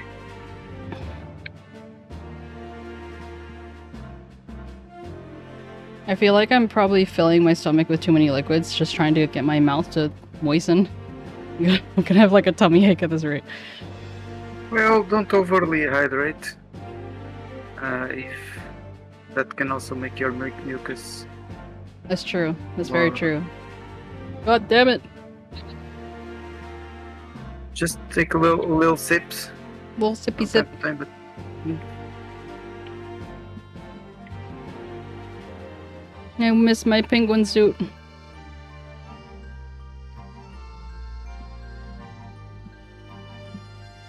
A lot easier than just turning the AC on and off.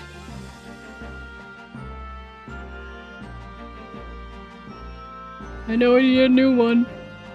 wait, the penguin suit, isn't it for when it's cold? Yeah. Well, I'm cold right now. Oh, okay. It's easier for me to just like take it off and on as needed rather than changing the AC, which won't always. Because it's Take- faster. Yeah, and it's just, you know, Takes Or- less energy. more, you know, flexible. Environmentally friendly. Perhaps. Also. It is. 'Tis the motion of the carriage, my lord. Lieutenant, so it is. And when I opened my eyes again, 'twas a desperate sight before me. The body of a man I'd never laid eyes on before in my life.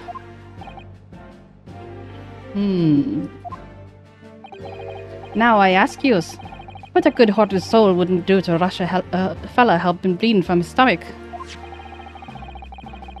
It wasn't about to start worrying me about me gloves now, was I? I reached out to give the man a hand. So the blood got into the gloves then, after the man had been killed. Unfortunately, that statement of the driver is only the beginning. What? That's not all of it.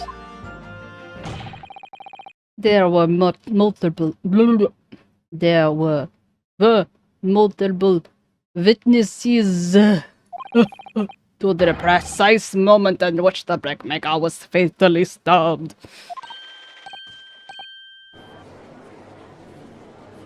Me just forcing my way through.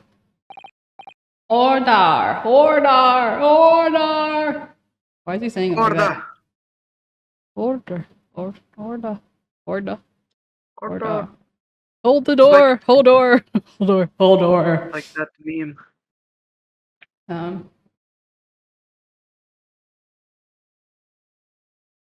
But like, why does he have the R though? Why not just order? Order! Order! Order! Order! Order! Even the killing took place, only the victim and the accused were inside the carriage. And there were witnesses to the crime. That is not just a case of complicated evidence. Complicating? Whatever. It is the nail in the coffin for the accused. I can feel all the R's that I want to roll.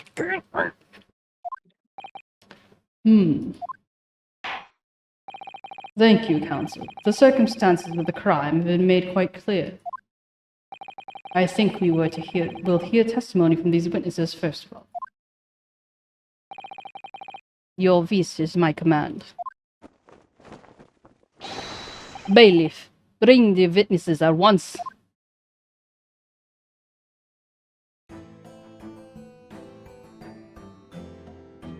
Too many characters.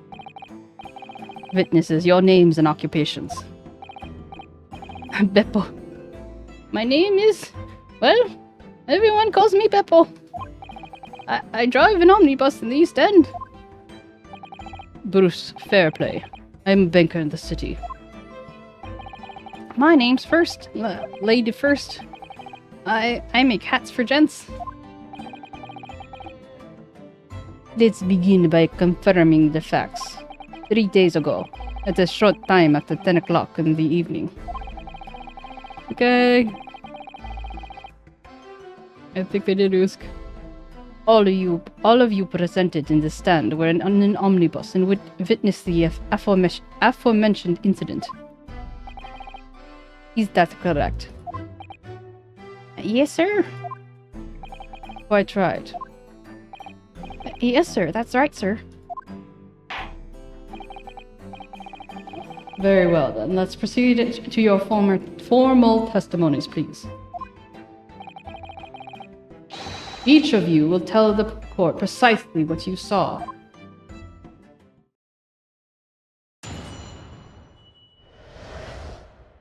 What the witnesses saw. It was the last bus of the evening, so I had a few customers. I remember it well. The victim and the man accused of killing him were sat next to each other inside the bus. And then, out of the blue, the accused just reached over and plunged a knife right into his guts. Oh, that's right, he stabbed him. I screamed, I did. Couldn't help it. I was so sad. As soon as I heard the scream, I stopped my bus. And then I saw two. I don't know when we're doing these voices. An unambiguous testimony, I must say. With Beppo, I'm channeling my inner Demi. But if Demi were British and in the Victorian times. Exactly, my lord. My lord. These men witnessed the incident in the omnibus with their own eyes.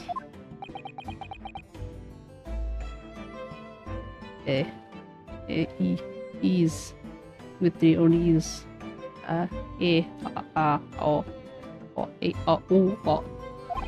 Are you okay? Yeah, no, I was looking at my notes and trying to practice my 𝗟𝗶ሔር.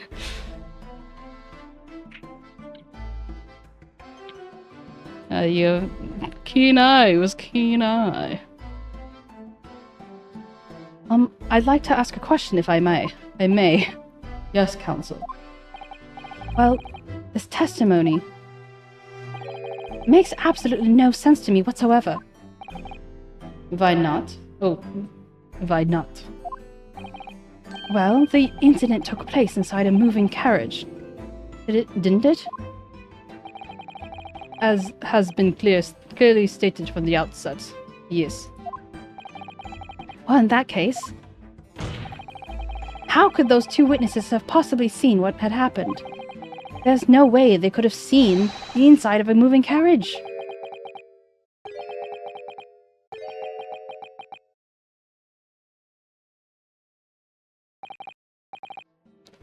Oh, quaint. I'd read that the civilization in the Eastern Island nations was a very good century behind our own.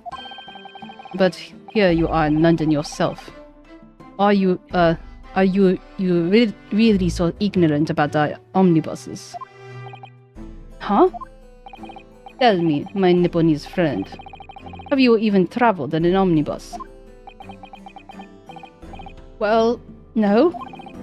We only arrived in London this morning. No matter. I have arranged for us all to see for ourselves the actual scene of the crime, that is. What do you mean? The actual scene? How? A carriage is designed to be moved, after all. Presumably you understand that much. Yes.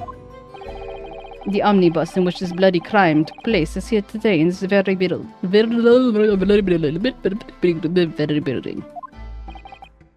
Here? What? The entire carriage. Bailiff. Bring forth this oh my god, now my tongue. Okay,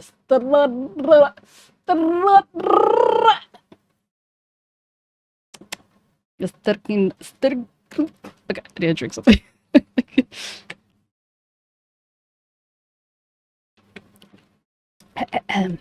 Bring forth this. Oh, okay, I can't do it. Just freaking omnibus. Debbie, stricken omnibus. Oh, amazing. Thanks. Bacon. London 5th Avenue, Job Masters, London Head Office, Baker Street, Strand Street. So that's an omnibus. The omnibus. I can't believe they would bring something so enormous in here. Great Britain's courtrooms are amazing. As you can see, the omnibus is pulled by 2 horses and can carry up to 8 passengers.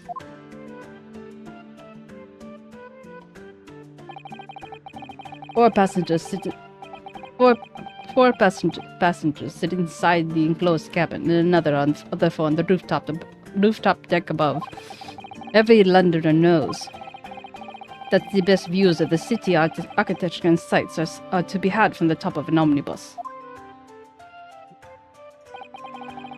And should I point out that to our forlorn guests that there's a skylight on the roof, allowing for a view of the interior from the seats above. Ah, a skylight. Oh! The penny drops at last, I see. Oops. These 2 gentlemen were occupying the rooftop seats on this omnibus when the murder took place. Is this secretly a woman or something? And why is his head stitched like that? And that is how they came to... That's probably a hat that was extended by a piece of another hat. I don't know. I mean, looks like it. That is how they came to witness the grim incident. Through the skylight. Oh, that makes perfect sense. Well, counsel, this is a first.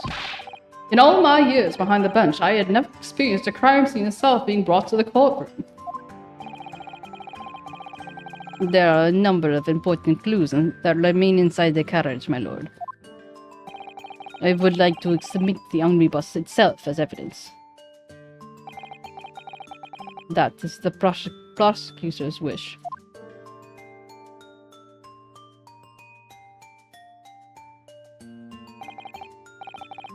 Very well. I see no reason why not.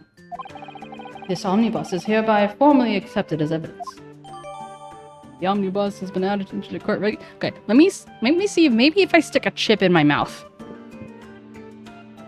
it'll. You're willing to try everything. I really am. You don't understand. It's bothering me so much because I know this could sound so good if I could just roll my R's, but my tongue is just so fucking dry.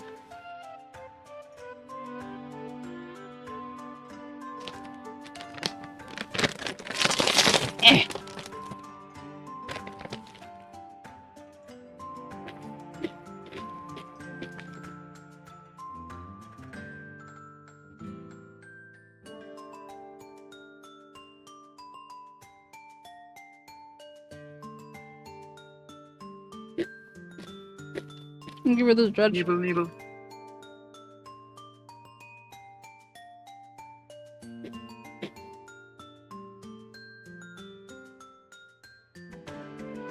I think it's working.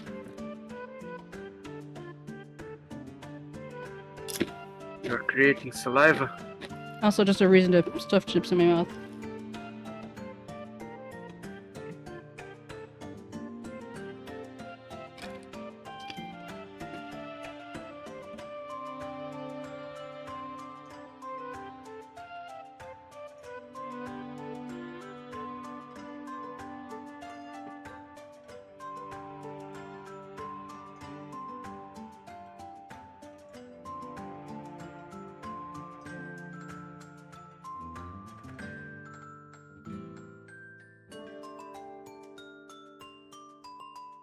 I'm not surprised about the judge, considering that Those wigs are mostly, like formality anyway. Hi, Oopsie. I see you lurking. Where's Carlo? What do you mean about the judges? Like the 6 one, the 6 that are. No. Oh, those are the jurors. I'm talking about the Yeah. judge. His hair is What falling about- off. Because, like, if you look at, I believe that, like, even now, or there's some parts of British court, aren't there, that still wear, like, the fake wigs? Like, but it's, like, symbolic or something. I mean, his is tiny, obviously, but I think you know what I mean. Were they using those as props in the other musical that we've seen together? Yeah. You mean the other musical? We only saw one musical, right? Yeah, that one. Like, what the king was wearing? Or those are the type of... Probably. Was it only the king? Okay. It probably wasn't only the king, but he was the one that I... No, his hair is up. But you know what I mean.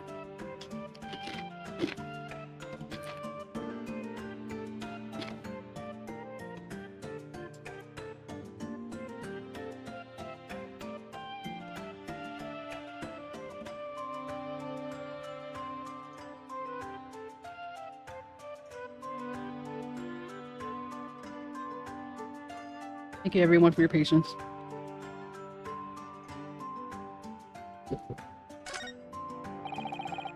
I can't believe it.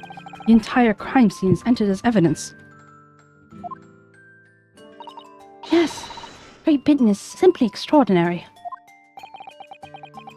I could help myself a lot by giving that omnibus a thorough examination. Let's see if it's here. Let us continue with proceedings then. Your cross-examination, counsel.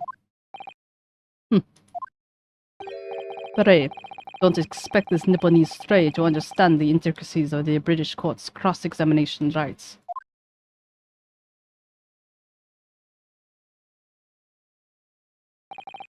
All right, my first cross-examination in a British court. Focus, Ryunotsuke. Focus! Oh, that's cool. What the witnesses saw. It was the last bus of the evening, so I had a few customers. I remember it well. I press everything! Yes. I think it was some time after 10, wasn't it?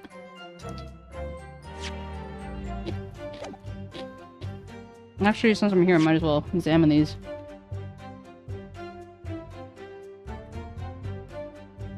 I wonder if there's anything interesting on here.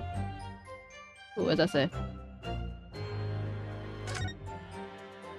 Kazuma Sogi. The lawyer's name is embroidered in the inside here, look. Kazuma Sogi. This was his band, of course. He had his heart set in the study tour in Great Britain. I'm sure he would have found the truth he longed for here. But he lost his life before he even had the chance to see the place.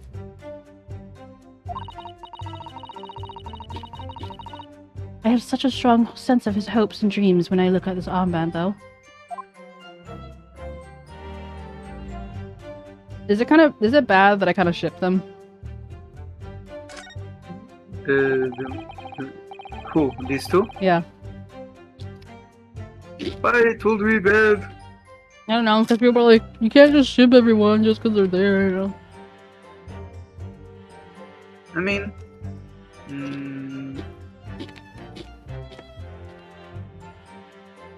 Wow,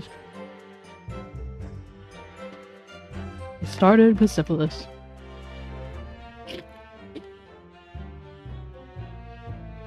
You're gonna finish your thought, Jimmy? No, I have nothing to add. After all.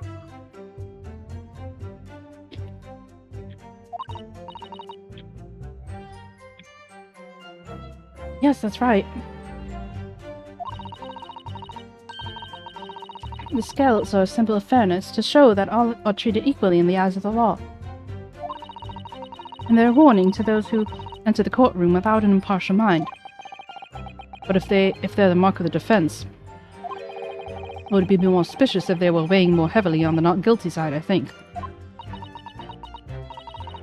Very impartial, I'm sure.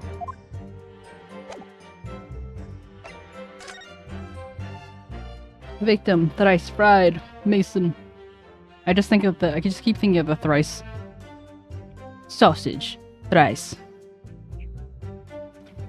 Thrice fried, Mason, brick baker, caused death, 10 and 11 p.m., stabbed once in the abdomen with a knife, whilst journeying in an omnibus, died to internal hemorrhaging resulting from the trauma.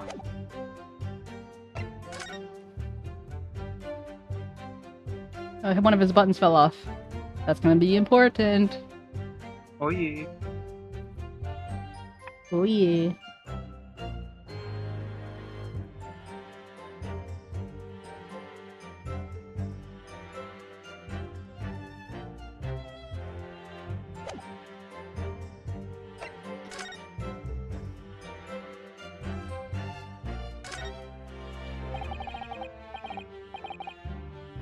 This is definitely blood, isn't it? Not the most pleasant sight to be confronted with on our first day in London.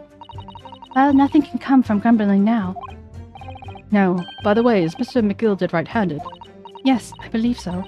He was toying with the coin in his right hand a little earlier. A little earlier.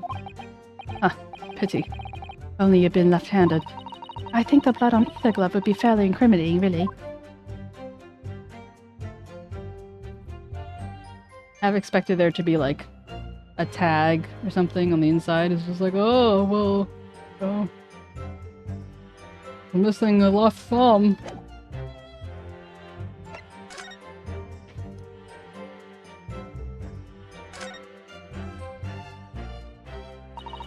Well, let's open the door and go inside, shall we?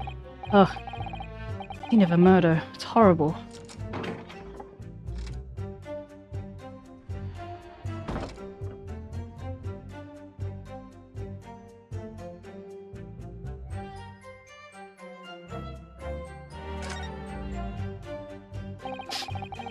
That's blood that's soaked into the seat, the victim's obviously. Yes, and that seat would be clearly visible from the roof deck. Would you really stab someone in full view of other passengers like that, I wonder? Well, it was after dark, and there was a lamp in here, so perhaps the culprit couldn't see anything outside through the skylight.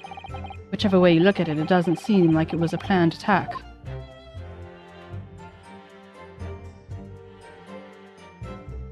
For a second I thought these were like eyes, and I'm like, what the fuck is that? Nice. Yeah, Oh, the red things. yeah. Ah, that's a poster for the great exhibition that's due to start 6 months from now. There's a lot of focus being drawn on the Crystal Tower, the centerpiece of the whole exposition.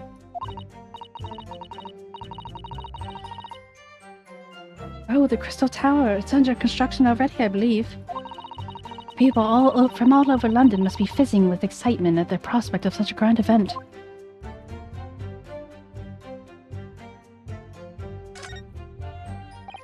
It's quite a large skylight, isn't it? Yes, quite large enough to afford a good view into the cabin from the roof deck. And there doesn't seem to be a handle or a catch of any description. So I suppose it can't be opened from inside the cabin at least.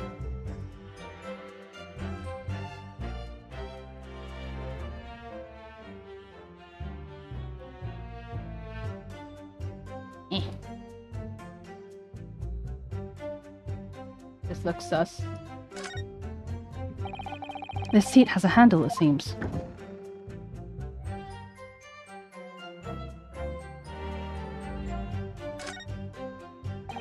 This looks like all sorts of equipment that might be needed to keep the omnibus running. Heating tubs, tools to repair wheels, blankets, horseshoeing tools. So it's a storage compartment for the coachman to keep his things, it seems. There doesn't seem to be any space for passengers to stow their luggage, that's for sure. Well, I don't imagine it'd be very convenient for that purpose anyway.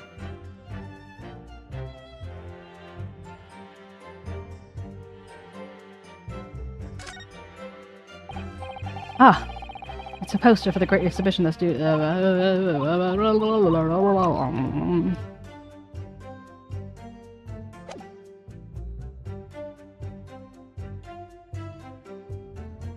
Phoenix Wright Omnibus.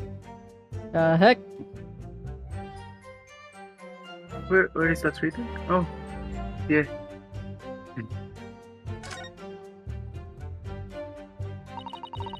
So this is the roof deck of the omnibus. Oh, you must have a wonderful view of London streets from up here. There are people sit all the way up here on bitter cold winter nights with cold air rushing past them.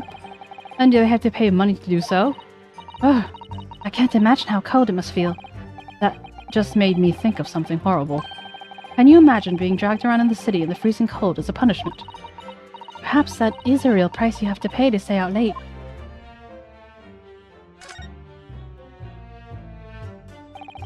You can certainly see inside the carriage through this opening, that's for sure.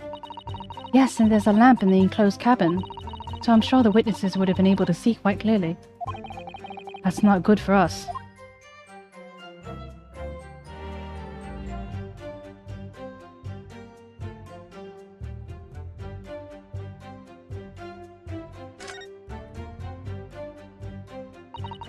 So this is the roof to— oh. Yeah.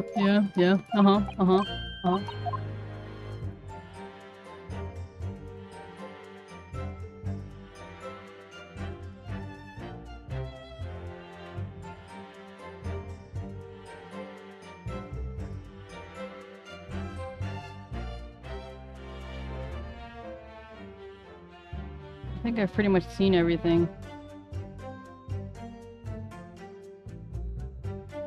that there is to be.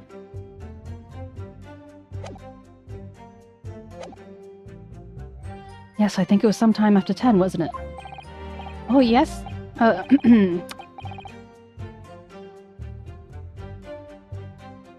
yes, sir. That's right, sir. Yes. Ever so cold it was. Freezing, in fact.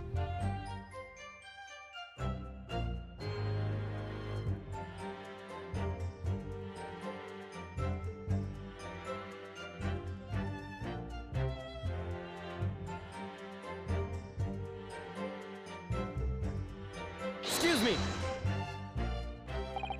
If I may, Mr. Fairplay, what are you fossicking about for now? That last statement appears to have given you pause for some thought. Not really. By the way, you always seem to be looking to the side, one way or another. Do you have some affliction? Not really. He's not really willing to say anything, it seems. It's none of your business anyhow. The victim and the man accused of killing him were sat next to each other inside the bus. Then, out of the blue, the accused just reached over and plunged a knife right into his guts.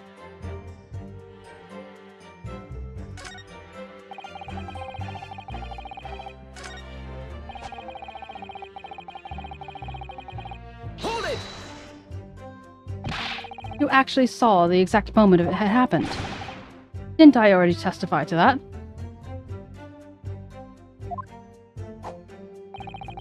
Or fair dinkum, hard-working city bankers are not considered trustworthy these days. Oh, no, I didn't mean that. This is no good. I've really got his back up. Perhaps you could just tell us what you saw in a little more detail. That's... My lord. Jurment number 3. What is the meaning of this? My mind is made up, my lord. Completely and utterly made up. Made up about what? I don't like the sneaking rich. Never have. They're always up to something. Other than that, they shouldn't be. Every one of them. And that little leprechaun of a man is no exception. Well, he can't fool me.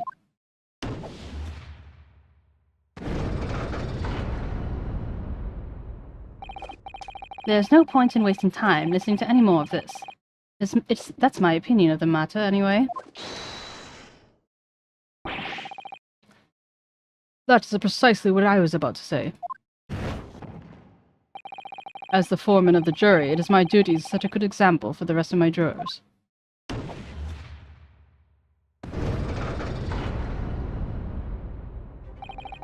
What the? What is happening here? Let me see. Ah, yes, it seems as though that's how the members of the jury give their verdicts. With fire. Apparently, yes. White for innocent and black for guilty.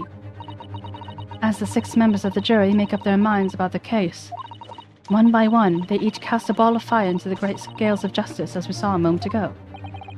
So if those enormous scales fall completely to the black side, does that mean... Let's do our very best to make sure that doesn't happen. Now I'm even more worried than I was before.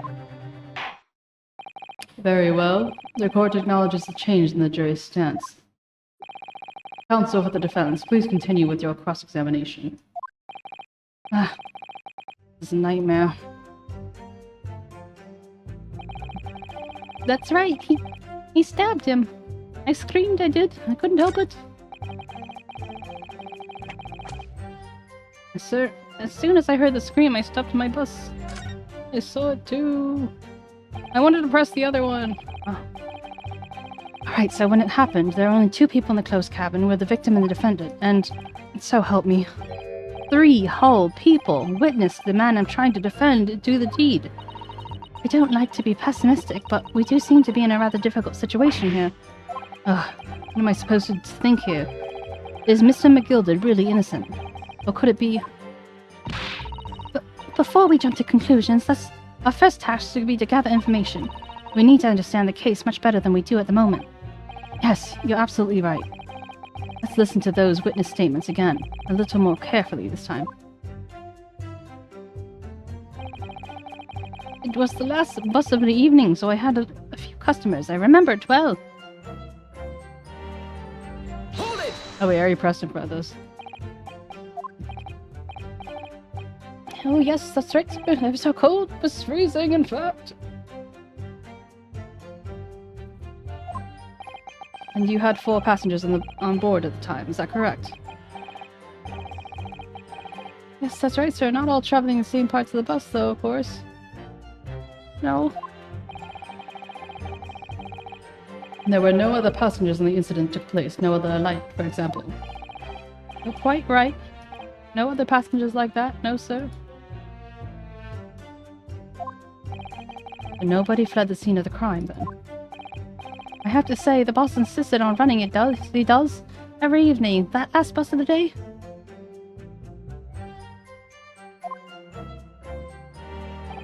But I do wonder sometimes if it's altogether worthwhile.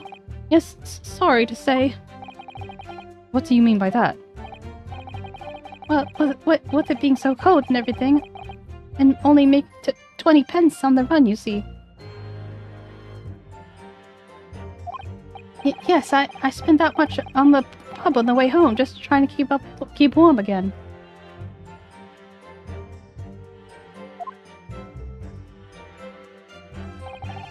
The victim and the man accused of killing him were sat next to each other inside the bus. Next to each other, though, not across. Hold it! And you saw them through the skylight in the roof and the carriage. That's right, when you sit up the top deck, there are windows right there at your feet.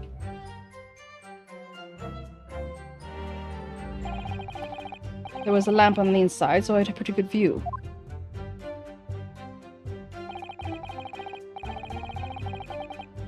The 2 of them were wearing hats, and I couldn't make out their faces. But those are different gloves than what the guy was wearing. And this guy looks significantly taller and leaner than or McGilded. But there's not a shred of doubt in my mind that it was Mr. McGilded. How can you be so sure? How can I put it politely? McGilded is a gentleman of rather small stature. So is that guy. I couldn't have mistaken him for anyone else. It's not to forget when the vehicle came to a halt, the only 3 people inside the closed cabin were the deceased Mr. Mason and Mr. Gilded. There's no room for doubt here. Ugh, I really wish there was. Then, out of the blue, the accursed just reached over and plunged a knife into his guts. gonna press this again just in case. Just all done.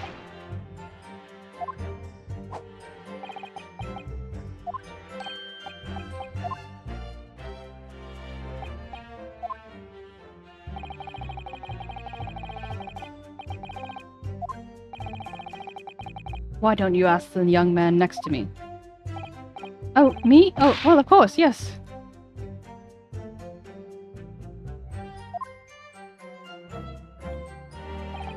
That's right, you stabbed him. I screamed, I did, couldn't help it. Hold it! You stabbed him, you say? And you were sitting up on the roof deck, were you? Yes, that's right, sir. I was on the roof seats.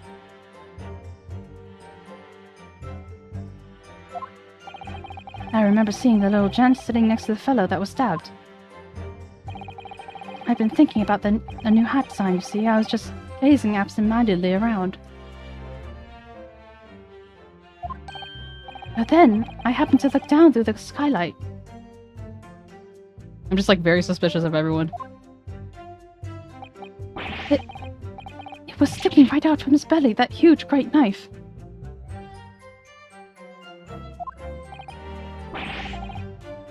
A grim sight indeed. Ah, it didn't help me at all. The jury looks like they're even more convinced my client did it than they were before. It appears to have made everyone even more dubious that Mr. McGilt is telling the truth. If only we had some evidence to counter their suspicions. Mr. First. Yes, sir.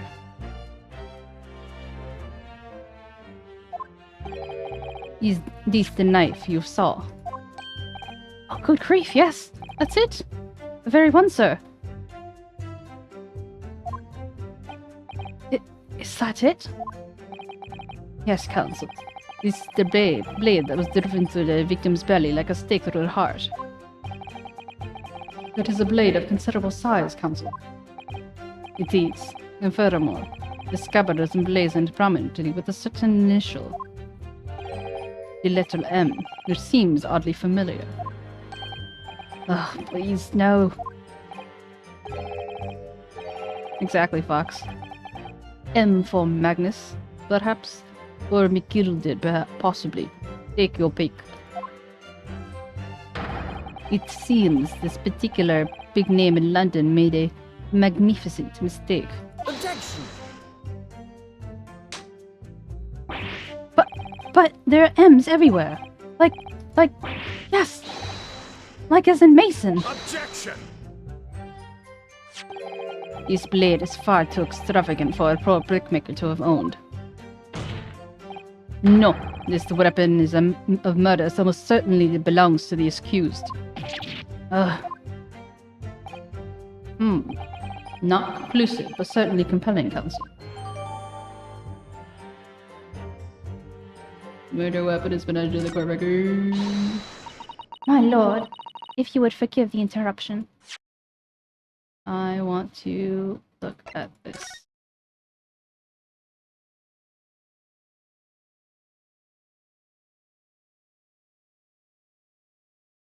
What is this?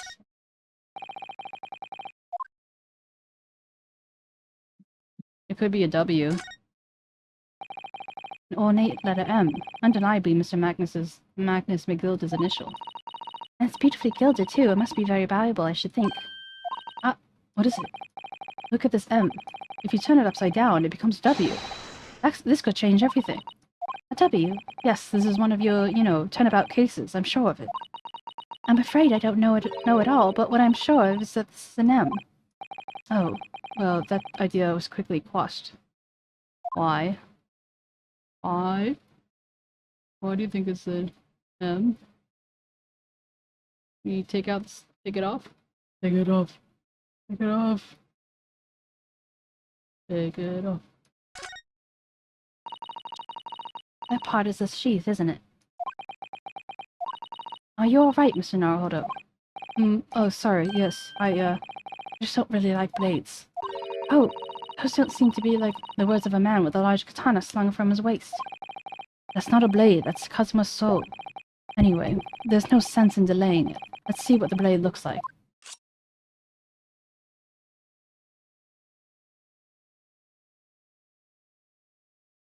Hmm. Hmm. Hmm. Hmm. Ugh, that looks like a lot of blood. It surely is blood. The victims. Ugh, an Englishman's blood looks a lot like Japanese man's blood. Did you think it wouldn't? Sorry, it's just that we've only just arrived here in Great Britain. I'm finding it a little hard to adjust. Yes, I do understand. Hmm.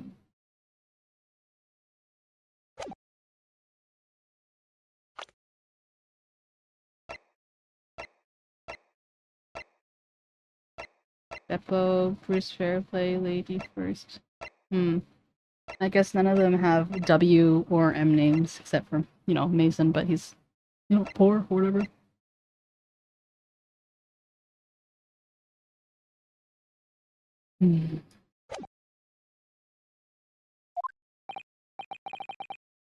Ah, juror number 2, go on.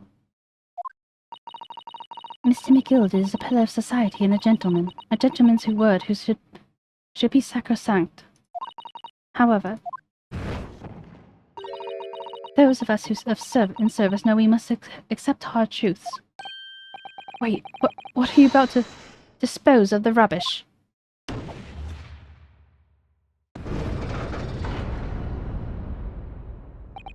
No! I don't wish to cause offense, but I do like to eradicate all traces of filth and grime.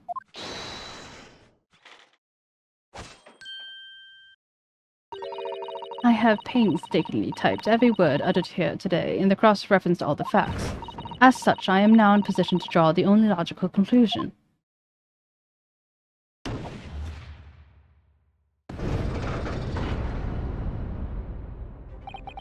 Not again. That's 4 out of 6 jury members who proposed a guilty verdict. There are only 2 left. We've had it. Every time I press these witnesses for more information, I just make the situation worse. Nevertheless, what we need is more than anything is more information. We're still very much in the dark. I suppose I just had to keep pressing the witnesses, knowing that more sparks may well fly. We mustn't give up hope that we'll uncover something that will give us a way to fight back. But... alright, keep trying. I can't give up. Well, I can't tell if they're trying to... if they're saying to be, like, more, strategic about what I press. Or if it's gonna happen regardless, you know? Yeah, like the first one you did about, oh, I should represent a person. Oh, it's not right. As soon as I heard the scream, I stopped my bus. Then I saw it too. Hold it! What exactly did you see? Oh, well, sir, that would be a passenger. Yes, collapsed on the floor he was. By the passenger, obviously, you're referring to the victim, Mr. Mason, the brickmaker.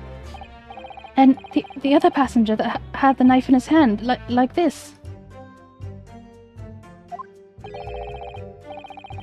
But the other passenger, obviously, you're referring to the accused, Mr. Magnus McGilded. And he plunged it down like this. Just stabbing the other passenger in the belly. None of them are looking suspicious. What? My lord, I wish to speak. Yes, juror number 5. I take it that you too.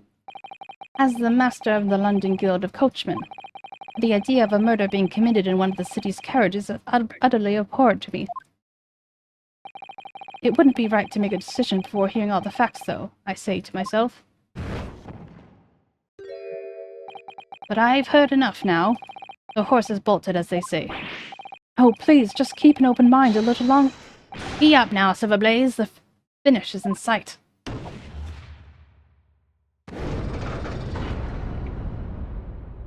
Grandma, please. Beppo is a long-standing member of the guild, and I trust what that man says. Oh, thank you, sir. You're too kind, sir. This is too unkind, sir. Which now means that the 5 jurors agree to condemn this man.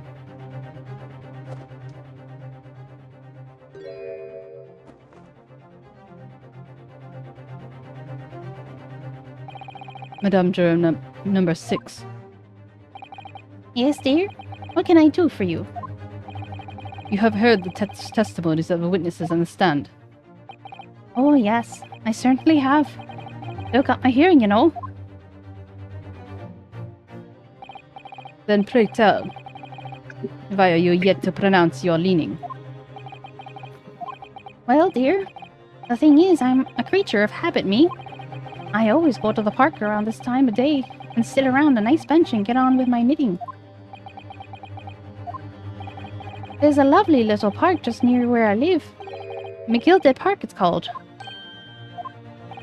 The gentleman who donated to the city, you know, puts a big smile on Londoners' faces. He said, I can't imagine such a fine young gentleman would have it in him to take another man's life.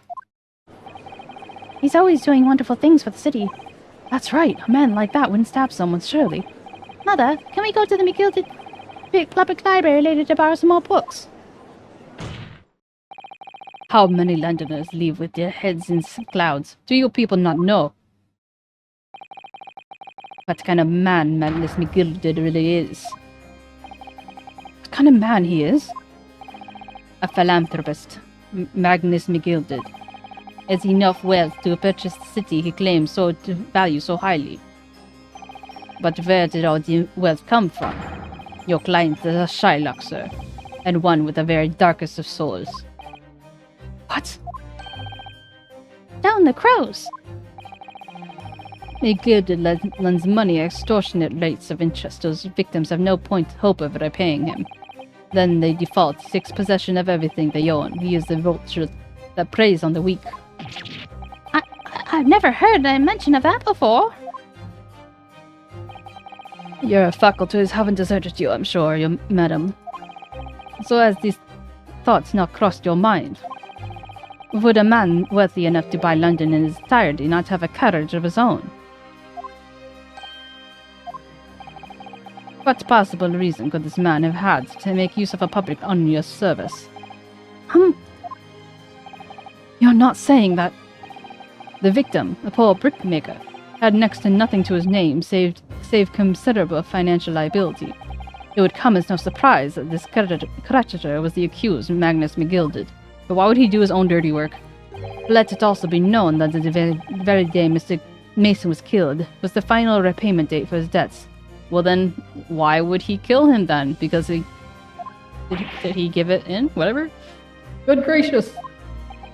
The brickmaker was destitute. He had lost his house. He had not a shilling from which to repay his debts, I guess. And in the end, this pitiful soul had the very last thing he owned taken from him, his life. By the merciless philanthropist pretender, Magnus McGilded. I don't believe it. If I might add something briefly. Mr. Sato. You claim that the victim has been lent money by Mr. McGilded. But where is the evidence to support your claim?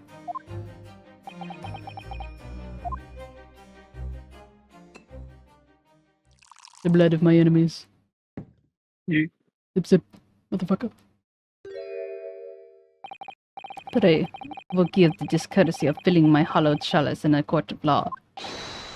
Aha, there it is! Lord Van Zyck's hollowed chalice! How could this be considered acceptable? But I find myself in an unexpected good humor.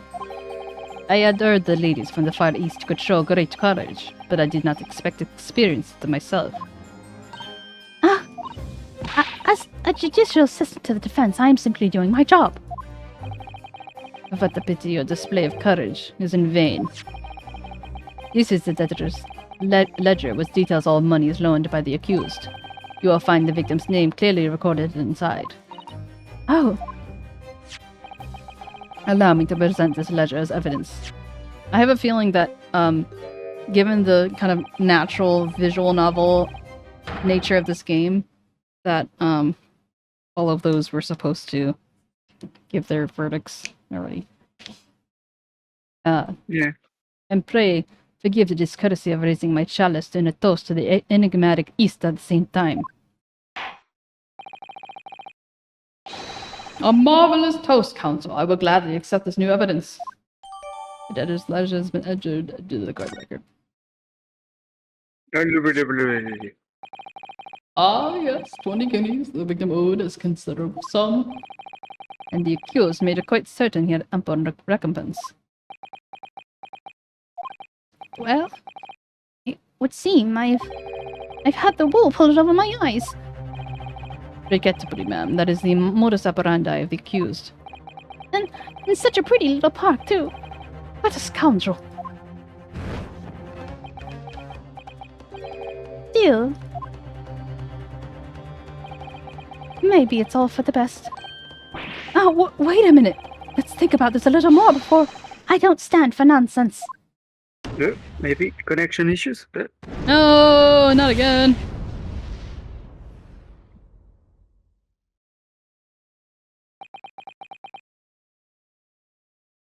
What? Right. No, I don't. The stream kept going. It looks like it's red for me. And that's usually what happens when I disconnect. Oh, it's better now. But give it a second.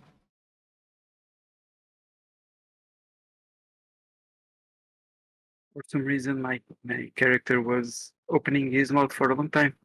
Or maybe I was just talking that much. I don't know. Maybe he just likes to see the inside of his own mouth. Oh, Inosuke also died? No, he's desk calming. Oh no. That was the last juror's decision.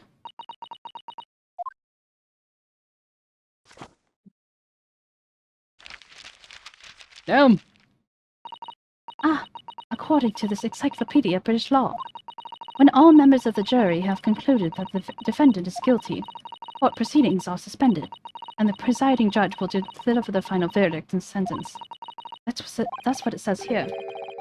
The final verdict. Over then. Oh!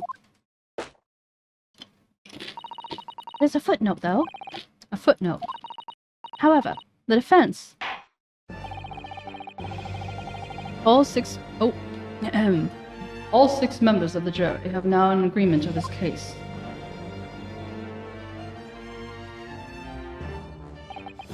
Allow me to convey my respect for your swift and righteous decision. According to the laws of this country, I will now conclude the trial by delivering my final verdict. I trust there are no objections. Miss Susato, just tell me one thing. Oh, yes? You were in the middle of saying something before. The footnote in your Encyclopedia of British Law. However, the defense... What did it say next? Oh, yes, of course. One moment. When all members of the jury have concluded the defendant is guilty, court proceedings are suspended and the presiding judge will deliver the final verdict and sentence. And the footnote says, however, the defense has the right to demand a summation examination of the jurors at this point.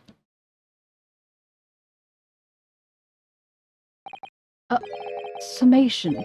Examination. Objection! A summation examination. From which century has that tomb you've been there been resurrected? Judging from the binding, I would say the book is at least 50 years old. Any modern text in British law would not even give such an antiquated procedure as you mentioned. It's a relic, long forgotten and certainly no longer practiced. So you're out of luck. You're calling a judge old and out of practice? Oh no. Oh, there he. Whatever it is. What even is it, Miss Susato? Is this so-called summation examination? Oh, one moment, and I'll read about it. Yes, everyone wait while she reads. You wouldn't demand the right to a procedure before you understand what it entails. Typical Nipponese. Alright, Mr. Naruhodo, I think I understand. It seems that under this procedure, we would be able to appeal to the members of the jury. To do what exactly? Appeal to them to change their leaning or reverse their decisions. In a sense here that, if successful, the proceedings of the trial must be resumed. Make them reverse their decisions. Yes. Since the stream stopped or? Oh, it's back. We're back, boys.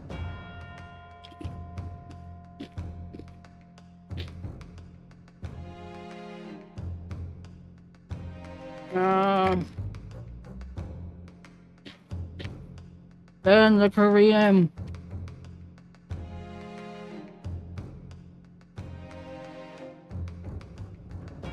Was being really fast. Once again. It could be faster. Okay. Thanks, Fox. Take care.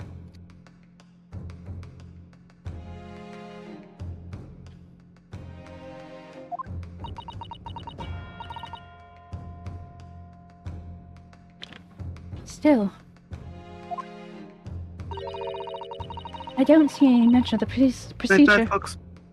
Bye, Fox. Thank you. I don't see any mention of the procedure actually being formally revoked. What are you suggesting? I'm suggesting that although it may be antiquated and largely forgotten, it isn't yet extinct. Because they were a bot, that's why. What do you think, Mr. Naruhodo?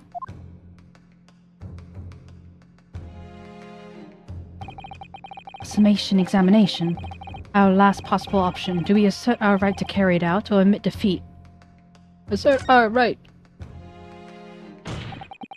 The defense wishes to assert its right to a summation examination, my lord. Objection! London is the capital of the most powerful nation on earth. We have a duty to the world to exemplify the very highest standards of judicial procedure. Let me think. Procedure. Summation examinations are an embarrassment that should be remained buried. Objection! But it's alright. It's alright. But if it's alright, it's alright. I believe it could prove something vital in this trial. Oops, sorry. The defense's petition is perfectly valid. The court will proceed with the summation examination. This is madness. Foreman, are you and the remainder of the jury ready? Spain at that. Fox, you're supposed to be gone. Go sleep. Spain at that time was equally as powerful. They're banging. Eh? Well, I'm not, there was no mention of this in the letter I received, you see, so... All members of the jury will be asked to explain on what grounds they have reached the decision. On what grounds? You must all justify your decisions and explain why you believe the defendant to be guilty. Right, Fox? Well, my lord, you're rather putting us on the spot. This is most irregular. No mention was made of this before. I don't hold at all with justifying Lark. I bet she can slap an ass, look at that. Damn. That seems to have thrown the jurors off. It seems none of them have experienced this before. Alright then, the summation examination.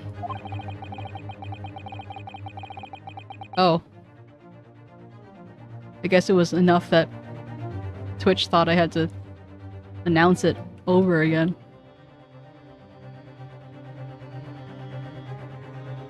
Weird. Okay. So, the capital of the world with the most advanced jurisdictional. I don't know how to say that. Yeah. Yeah, most advanced one is in this city. Yet they just get some randos. They just say whatever, and that they don't even need to provide proof. Yeah. How? Yeah. Why? Yeah. I don't know why, Kel. I don't ask questions. Well, just maybe. It might be the opportunity we've been looking for. To turn this trial around. So be it then, ladies and gentlemen of the jury, the court hereby calls upon you to state the grounds on which you find the defendant, Magnus McGilded, guilty of this most serious crime.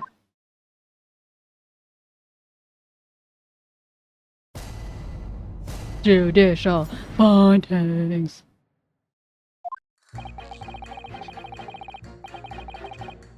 There was no one else inside the carriage at the time, so it has to have been him. What the fuck is this? I trust the driver.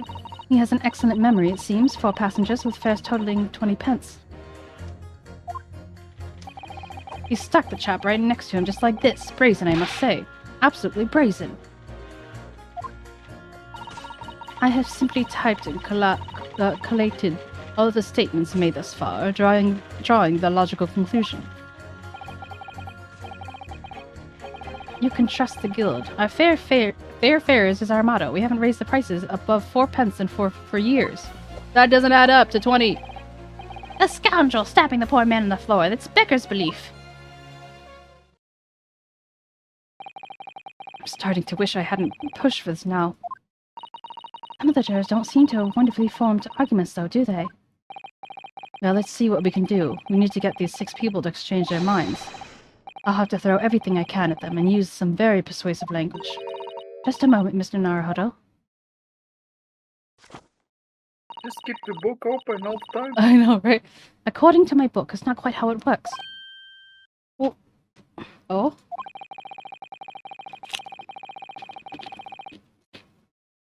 I thought I was going to have to thaw their icy minds with some heartwarming rhetoric about the defendant. Unfortunately, once the jurors have decided the defendant is guilty, they're unlikely to heed anything the defense says. But then, they've reached their conclusions by their own reasoning, you see. Your pleas will sound like excuses. In fact, it could recoil on you. The more you try to persuade them, the more entrenched they may become. Then what on earth am I supposed to do? Oh dear, I'm just citing what I've read about the British law, Mr. Naruhodo. Right, I'm sorry. Do you have any idea how to make this work, then? Well, from what I can understand, the key to this procedure is using the jurors' own words to make your arguments. What do you mean? Well, the 6 members of the jury are randomly selected members of the public. They may appear to present a united front, but the truth is, they are complete strangers who happen to find themselves here in the courtroom together. And that's the way to break them down, you mean? Yes, exactly.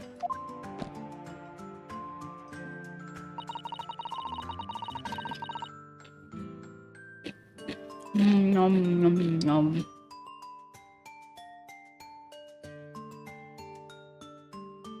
We must listen to it very carefully to what each member of the jury says, and see if we can identify any contradictory statements. If we can, then the contrast of the statements and pit the correspondent jurors against each other. I see.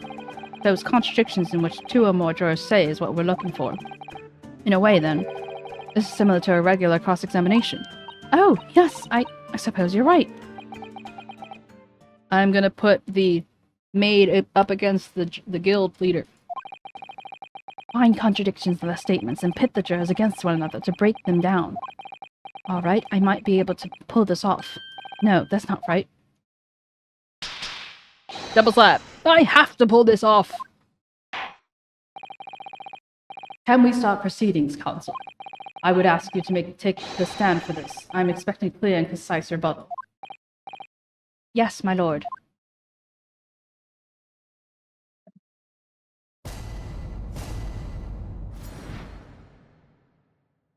Defense's rebuttal. There was no one else inside the carriage at the time, so it has to have been him. I trust the driver. He has an excellent memory, it seems. 4 passengers with fares totaling 20 pence. He stuck the chap right next to him like this. Brazen, I must say. Absolutely brazen. I have typed and collated all the statements made thus far and drawn the conclusion. Wait. Oh, one press. That's how much it takes to take the omnibus. That's right. As the guild master, I've decided to set a policy all drivers across the city. One fare no matter which bus you take or how far you're going. We have to compete with the rise of the motor car, you see. Us coachmen have to take a stand to make a stand together. Motor cars, you say? Yes. And this murder is one of our buses extremely damaging to our cause. It's beyond the pale. It'll lead to a decline in passengers. You mark my words, it's all that rascal's fault. He has to pay. Is it the crime or his buses he's more worried about? Anyway, every member of my guild is reliable and trustworthy.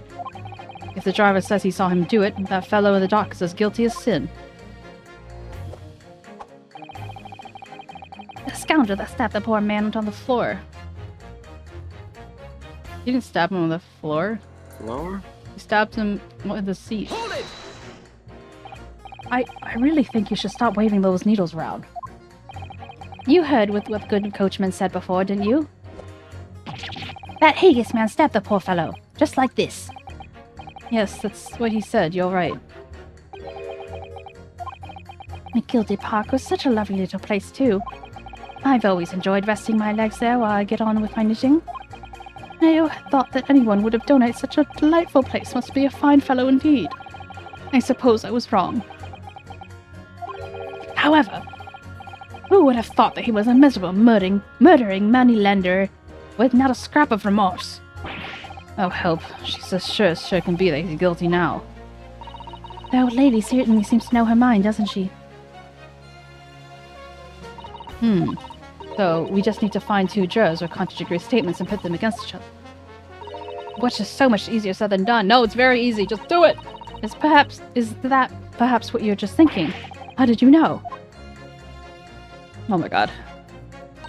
Well, I took the liberty of doing some research in case you happen to find yourself in such a situation. Shall I read you what I found out? It's a little long, I'm afraid.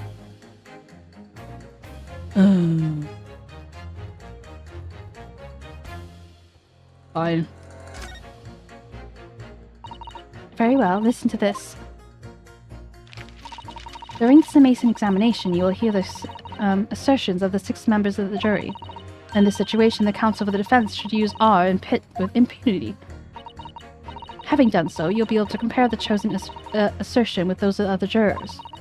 Select the corresponding buttons to listen to the other jurors' assertions again.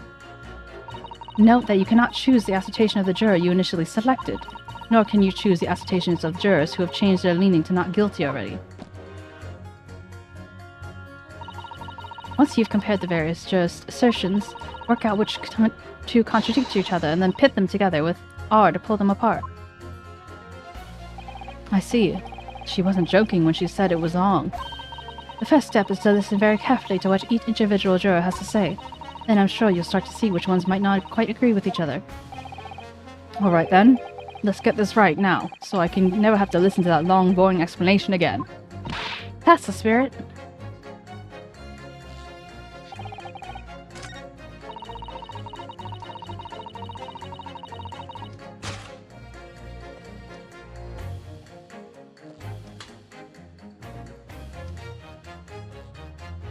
Objection! Those 2 statements clearly contradict each other. They do? Explain yourself, counsel. Me? Oh dear, what have I said? I swear on the 𝗟𝗶ሔር𝗸𝘀 maiden name, I haven't the first idea what you're talking about. According to the group testimony we've heard so far, there were 4 passengers on the omnibus on the night in question, and according to the coachman, Mr. Beppo, he took 20 pence in fares. Quite right. I have those precise details neatly typed here in front of me. And the juror number 5 also told us the following. The fare for the omnibus is always 4 pence. That it is. Fair and convenient single price. Just the way London's carriages should be operated. But that doesn't add up at all. In fact, it leaves a glaring discrepancy in the facts. Why, man, why? 4 passengers paying 4 pence each. Dude, if you do the multiplication, There's probably a fourth person. I mean, not a fourth person, a fifth person. it would be 16 pence. Exactly. As I said, it doesn't add up. The figures are different. By 4 pence, in fact. Our precisely one person's fare. One person's fare. Yes, and in other words, in the omnibus that night, It's distinctly possible that there was another passenger we've heard nothing about. goodness gracious. This can't be right. The coachmen of the guild are good, honest men, once and all. One and all trustworthy is our watchword. The figures your coachman claims almost certainly do not add up. Your watchword, good sir, is a fallacy. I beg your pardon?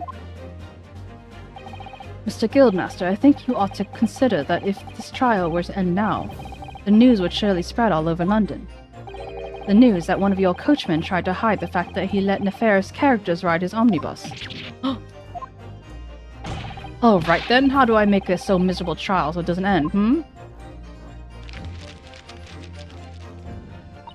Well, according to my book here, you simply launch a ball of fire into the innocent side of the set of scales. Now hold your horses there, coachman. We were all in agreement. Why do you have to go and wait until I get my hands on you, Beppo?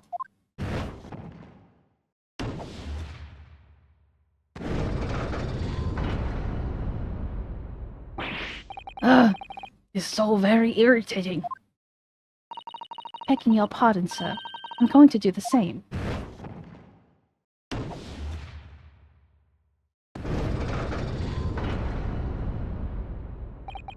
For the love of Mike, not you as well. A penny can be the difference between a smile and a tear, after all. I certainly can't put my trust in someone who doesn't follow my exacting standards in financial matters. Oh, really? I, for one, think that only proper that we hear from the witnesses again. Oh, well done, Mr. Naruhodo, you did it! If we can manage to change two more jurors' minds, we can force the trial to continue. 2 more, actually. There is something else that's bothering me about a couple of their assertions. Then that's where you must strike next. I must pit 2 more jurors against each other and show there's more contradiction in their assertions. Why does that have to be 4, though? Like, it only took 6 to conclude it. Why doesn't it just, like, take 1 to continue it? Why do you have to do 4? Because you need to... I guess you need to make it the majority Because... to swing back to in your favor. Yeah, but then otherwise it's like... Yeah. No, I don't know, whatever. Yeah, it's weird. Well, Was it really like this in the past? I don't know, we'll have to look it up. But the scales of justice have shifted, but they still weigh heavily on the side of guilt. Counsel, do you have the floor again? Continue with your summation examination. I'm changing my leaning to innocent. I would like to hear what the shipshod bookkeeper has to say for himself. He stuck the chap right next to him like this.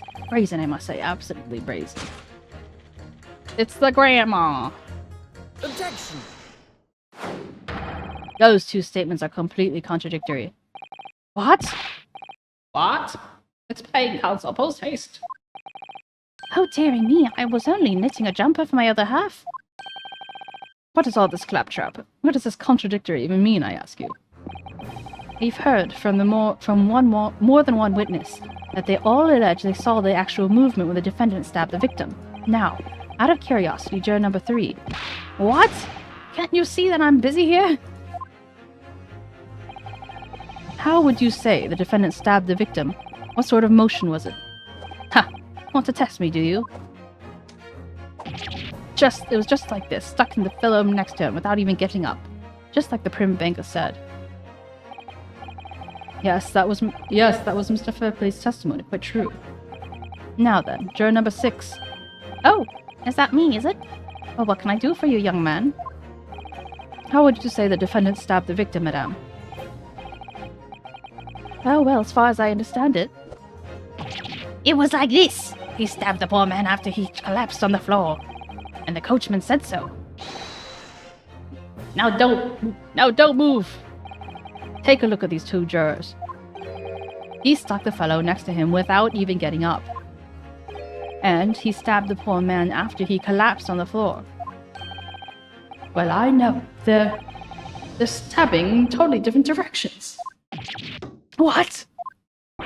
Bless my stitches. What a muddle. What this tells us is that there's a strong possibility that one of the witnesses isn't telling the truth. Oh, But why? Why the dickens would they lie? I don't know that yet, but what I do know is that if the trial ends at this point, we may never find out. We may never know the real truth. Ladies and gentlemen of the jury, can you really let that happen in all good conscience? Lies, you say? Oh, dearie me. I can't abide people telling lies.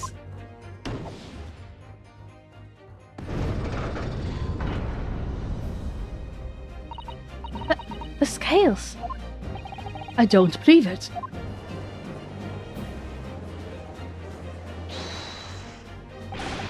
Wait! Now hear this, my fellow jurors. I warn you, you cannot listen to this man. Look at him in his black suit. He's clearly some devious Eastern sorcerer using magic on us all. If I could use magic, do you really think I'd be putting myself through all this? Answer me this, Dark Jinx. Huh? Me? What exactly is the problem? What of it if two witnesses have slightly different recollections of the events? What of it? Let's say the Shylock did stab the victim as he was sat there next to him on the omnibus, and this young dandy saw it. And now let's say the victim collapsed on the floor, and then the Shylock stabbed him again, and this old lady saw him do it. Well, what's to say it didn't happen like that, hmm? Look, how many wounds? Who are you calling a dandy, sir? Why I should take this knife to you. Who are you calling old? Why, I should take this needle to you. They're ready to kill each other now. Could the foreman of the jury be right?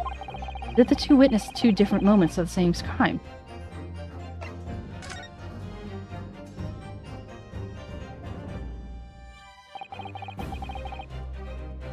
Kyo, I'm not actually familiar with that case. Unfortunately, Mr. Foreman. What is it, you Dark Jinx? Come on, out with it. What you're suggesting is impossible. It's out of the question. What? What are you talking about, man? How could you possibly say that? You do realize I'm only doing my job? As a foreman of the jury, I have the responsibility to steer everyone in the right direction. So where's your evidence, man? That's what we want to see. I say two witnesses saw different moments of the same crime. If you say that's out of the question, show me some proof. It looks like the only way we're going to convince him is to present him with something he can't dismiss. Some irrefutable hard evidence. As you wish. What? I'll give you the proof. It's out of the question that the two witnesses saw different moments of the same crime, as proven by single stab wound. Unless he could have been stabbed in the exact same place. Unlikely. Place. Nice. This is the victim's autopsy report. According to what's written here, Mr. Mason was stabbed in the abdomen. Only once. Only once. It's quite simple. The victim was stabbed precisely one time. Which means these witnesses can't have possibly seen it in two different times.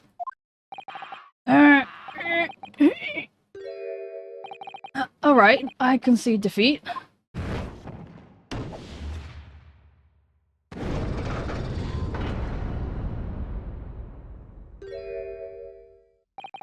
Wait, that means 4 jurors are now leaning to not guilty. We've done it, Mr. Naruhodo. We've won! Little punch. What are you playing at, you dandy fool? Shatter your trap, sir. No one deceives me. But we had a consensus. I say shut your trap. I know a liar when I see one. And if the chap ever dares to cross the threshold of my shop... Oh God. Oh no. Oh no. Oh no no no. I'll take this razor-sharp blade and shave every last hair off his head. Please tell me he's a barber. Well, in quite a remarkable turn of events, the defense's summation examinations have flipped the balance of the scales of justice. The jurors now stand 2 for guilty and 4 for not guilty. Accordingly, there is no longer a large enough majority among the jury for me to adjudicate, and the trial must continue.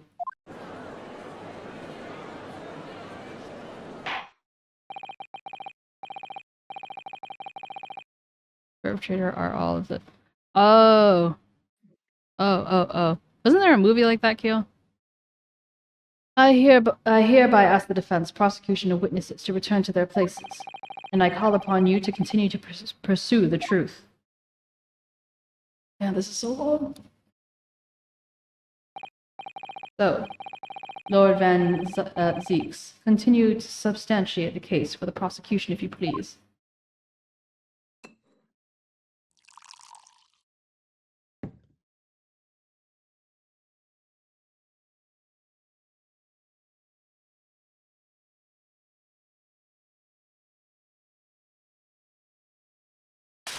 Oh. Having savored the rich aroma of the garment contains the contents of this hallowed chalice. It may seem crass to crush it to dust. Pray, forgive the discourtesy. Lord Van Zeeks! Is it cold in here, or is it just me? As you antiquated tombs no doubt said, the prosecution may not speak during a summation examination. So I honor the deathly silence, and I listen to the charade. It seems I overestimated the intelligence of the jury. Well, no matter. There is nothing so hard to prove as self-evident truth, it would seem. No. Then why else would we grace the courtroom with our presence after all? So, let us proceed to the next round of battle.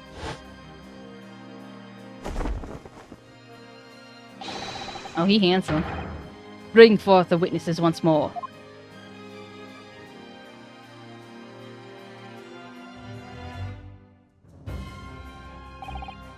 Witnesses, I trust you heard the summation examination as we just heard to endure. Oh yes, sir. That I did, sir. Of course I heard it. Oh yes, sir. I heard it. You, sir, on the end, the coachman. I believe it's 𝗟𝗶𝗀𝗀. Yes, sir, my lord. Sir? If it transpires in your previous testimony, you were attempting to veil the presence of a 5th passenger on your omnibus, and you will be found guilty of perjury. You are advised to bear that in mind, sir. Oh, mio Dio. Now then, witnesses, I hereby call on you to testify before the court again. You will explain the various misgivings brought to our attention by the defense's summation examination.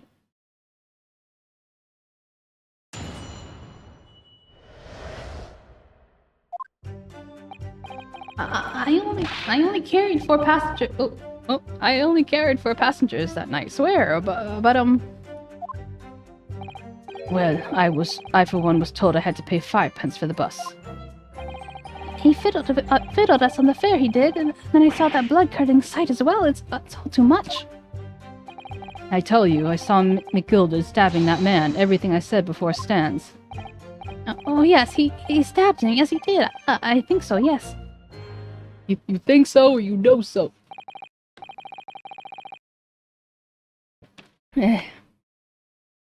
Counsel, make sense of this for me, please. A phantom for the passenger conjured into existence by my learned Eastern friend never existed. The confusion has arisen from the coach's sly little conzenage. Oh. Beppo, explain yourself. I'm terribly sorry, Guildmaster. The guild's fare is 4p across the board. You know that. Am I to understand? Oh, wait, an ad about to start. Am I to understand you've been overcharging our passengers by a penny a fare? It's so cold, and the last run of the day is always half empty. You have been dishonest, coachman. Oh, I'm sorry. You're a disgrace, Beppo. A disgrace! And your selfish actions have brought dishonor on the entire guild. Dishonor on you, dishonor your family, dishonor your... Yeah. If I may, sir. I had to pay 10p on the bus just last week. What? 4 passengers at 5p each. Yes, 20p. I've done the arithmetic 10 times already, but I just can't make the result come out differently. Oh, that figures. Well, it would seem that one of the aforementioned misgivings has already been explained.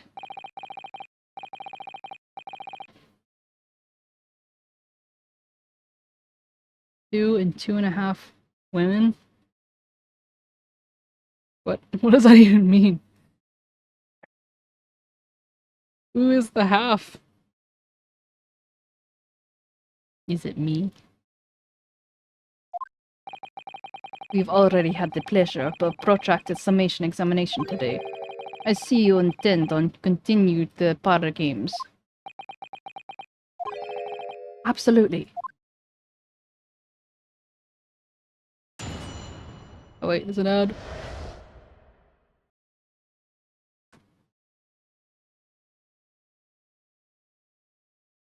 Various misgivings.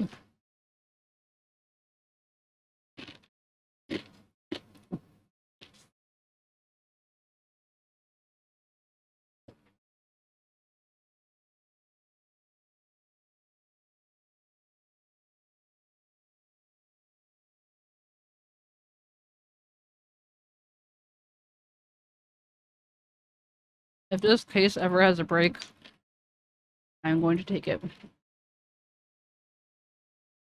I don't know if it's just me, but this feels like really long. I mean, I'm enjoying it. I feel like they usually more breaks in between though. I mean, I feel like it's just so many characters they are presenting. Mm-hmm. Maybe that's why it's more difficult for me. Yeah. Also, because I'm a little out of practice. And my tongue is fat. Very tiny cat.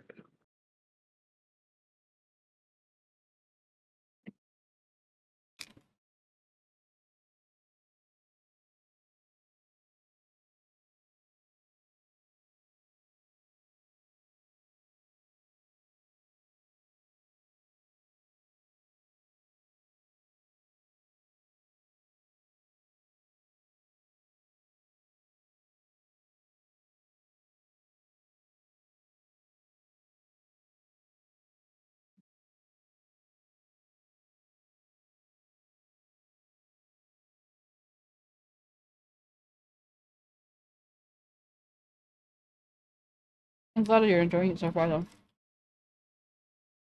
Yeah.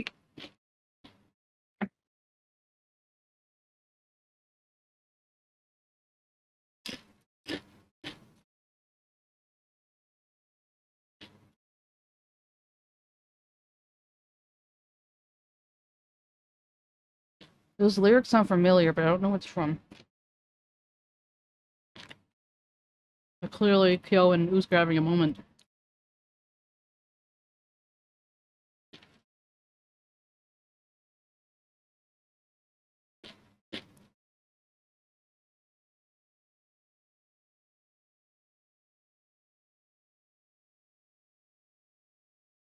Hmm.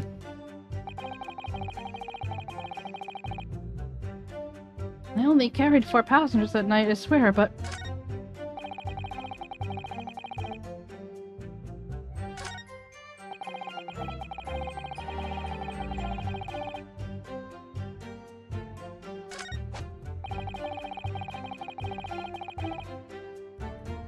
The hell is he doing? He's like having a seizure, jeez.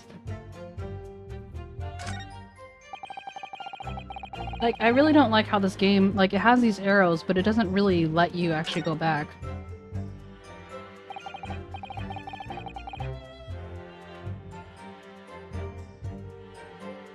Not long ago, this trial had very nearly come to an end. Somehow, we've managed to keep our chances alive here. I can't waste this cross-examination. I have to use it to bring some new facts to light. If you're not careful when you press these witnesses, the danger is that the jury will end up believing something unhelpful, as they did before. Maybe, but we can't help let the fear of that happening stop us from covering important new information. Yes, you're so right. I need to pay careful attention here. I don't want to miss even a flicker of a reaction among those witnesses. Remember, if you happen to spot one of the witnesses reacting in a strange way, don't hesitate to pursue them as the reason.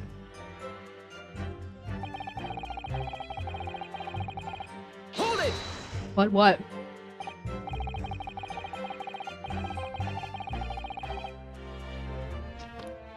So there were only 4 passengers on your carriage, but you didn't charge them the standard 4p fare. Is that right?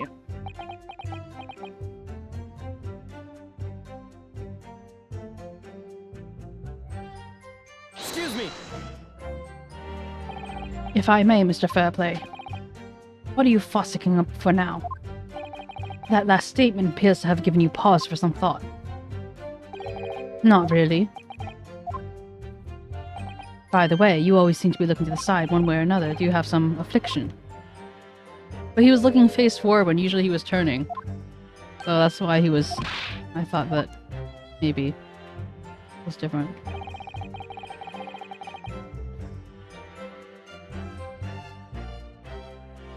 Hold it! Does that mean everyone on board that night paid 5p instead of 4? I paid 5p too, sir.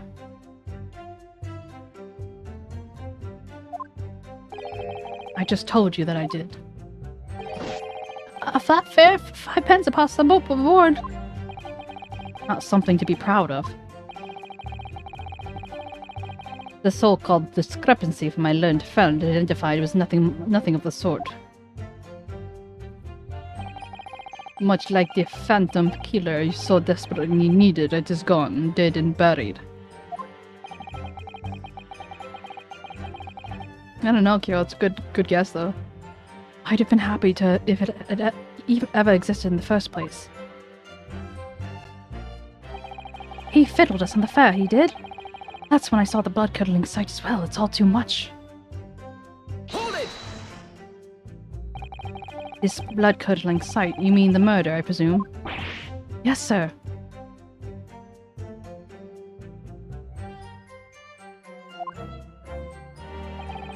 A loathsome sight. No one should have to witness the horror of the eyes of a man who in the moment his life is taken. Oh, well, not exactly, sir.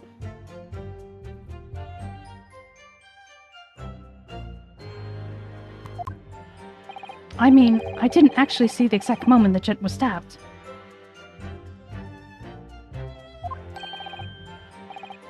Good gracious, really? We had another witness who did, however. 𝗟𝗶H has already testified to it. But Mr. First didn't actually see the point at which the victim was killed. That may turn out to be very significant. I heard the banker gent next to me take a sharp intake of breath, I see. That's when I looked through the glass. Getting shifty eyes.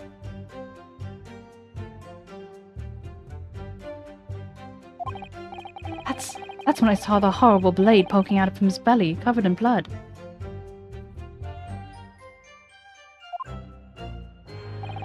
Every time I see a knife now, I can't help but scream, even when I'm eating. I tell you, I saw 𝗟𝗀𝗀𝘀 stab that man. Everything I said before stands. Well, this guy definitely looks like he has a reaction. There's nothing subtle about that. So you saw the defendant, Mr. 𝗟𝗀𝗀𝘀, stabbing the victim, Mr. Mason, who was sitting next to him. That's what I said, isn't it? Excuse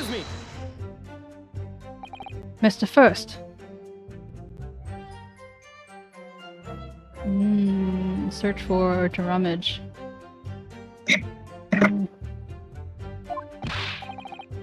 Oh, how can I help you, sir? That last statement, did it trouble you in some way? Oh, no, particularly, sir, no. If anything, he's troubling me with that hat of his. He greased his head. Oh dear, sir, I hope my hat's not troubling you, sir. I still just apprentice, you see.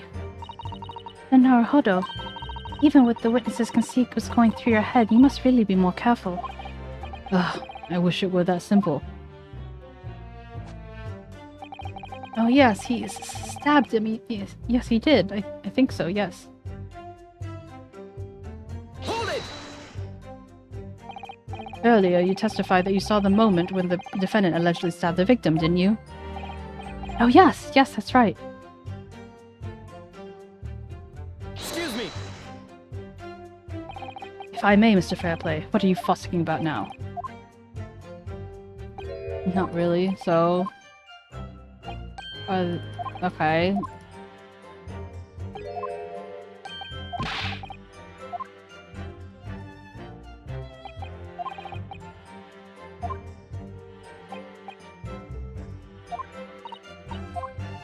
Okay, so I think I need to go to that last one and talk to the other guy.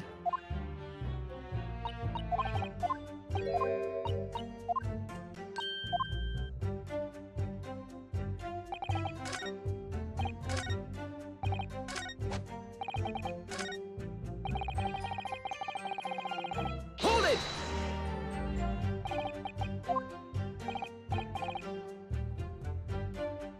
Excuse me! Mr. First. Oh, how can I help you, sir? Oh, so he wasn't serious. Oh, I misunderstood the thing.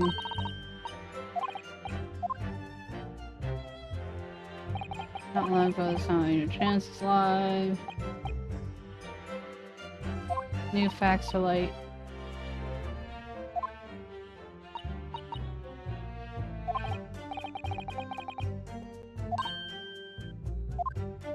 Maybe it's the gloves when the guy's just talking about the stabbing. Hmm? Because it was on the... well, no, it was on the right hand.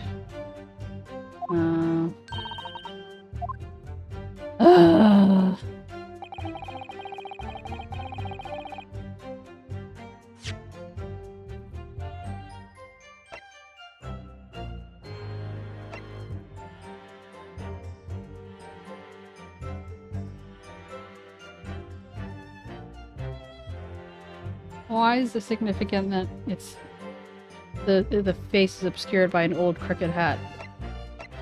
Oh, I didn't look at this.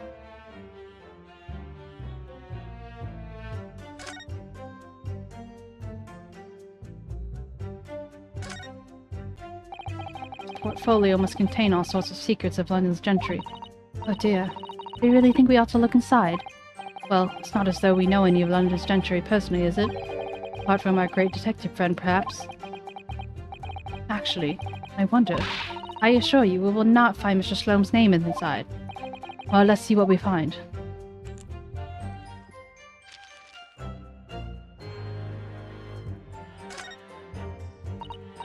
Gosh, it's crammed full of gentlemen's names, isn't it? Well, I suppose there's not all gentlemen at all, are they? After all, not everyone in this country is well off. Ah, goodness! What is it? Look at this. Do you see the name here? Bruce Fairplay. Should that mean something to me? It does sound strangely familiar, actually. Bruce Fairplay, the witness testifying in this very moment. Oh, yes, of course. Banker. Why is his name in here? Ah, he borrowed 20 guineas, did he? Look, the repayment date is fast approaching. It's possible that this is just a coincidence, of course, but it could be very useful information. The details of the debtor's ledger has been updated in the court record. So something I see interesting is this M kind of resembles the M. So it may truly be Weird M. Yeah, I mean it might not even be an M, but like I feel like it looks similar enough with the way that the swirls are that it could actually be I feel like it's made to not be English. Exactly. It's like Yeah, but I mean, like, just the matching the you know, the initial here, they're like, they couldn't tell if it was an M or W. oh, sure.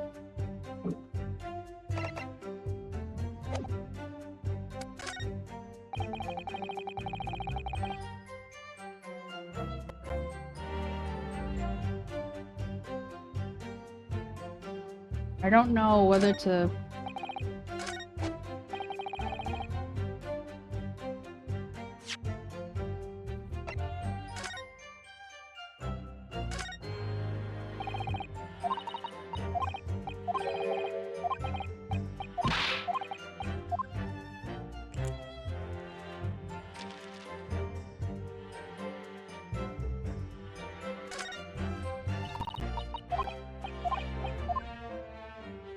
Wait, did I do that wrong? Oh wait, R 2%. Objection! The witness's last statement clearly is at odds with this piece of evidence.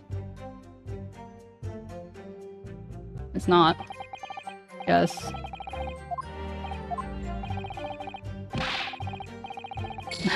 And for heaven's sake, would you kindly detest from that wide-eyed, panic-stricken look you are wont to wear? It's the only panic-stricken look I know.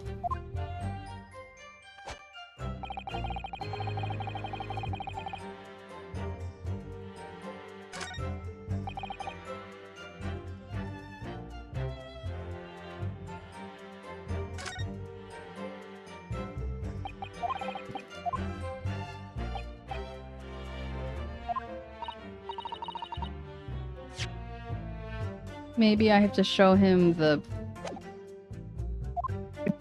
Maybe I have to show people instead of the evidence.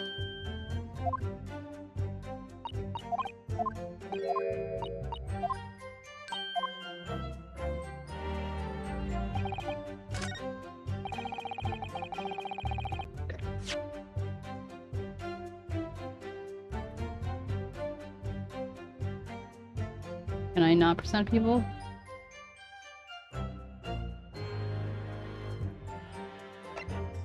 Like in the other games. Yeah. Like, it's not giving me an option to, so...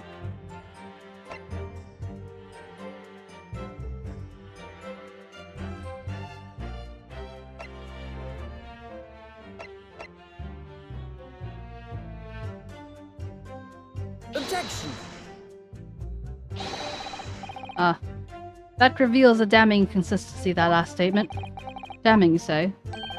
I look at it, counsel, I see your troubling hand and your pallid expression and your perspiring brow. Ah, it seems to me that that's damning inconsistency here with the misstatements and costs. You have a damning tongue. You invited it, sir.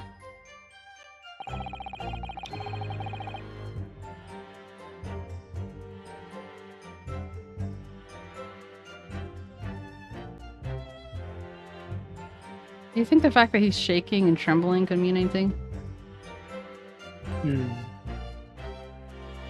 I don't know. I was scared of knives, but Hold it!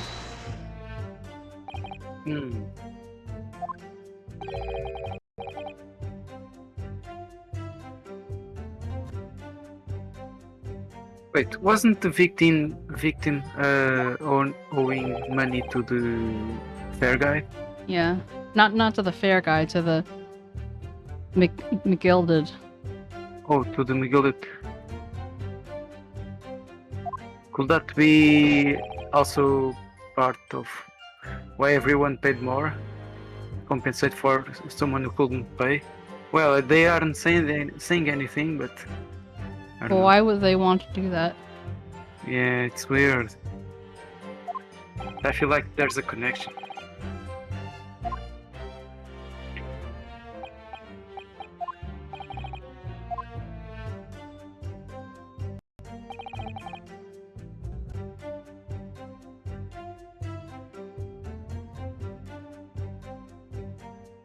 Yeah, just make sure I save.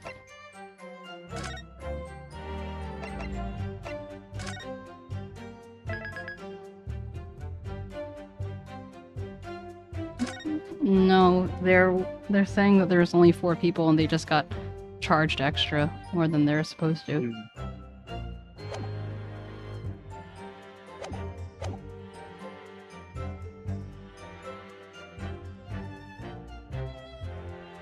Hold it!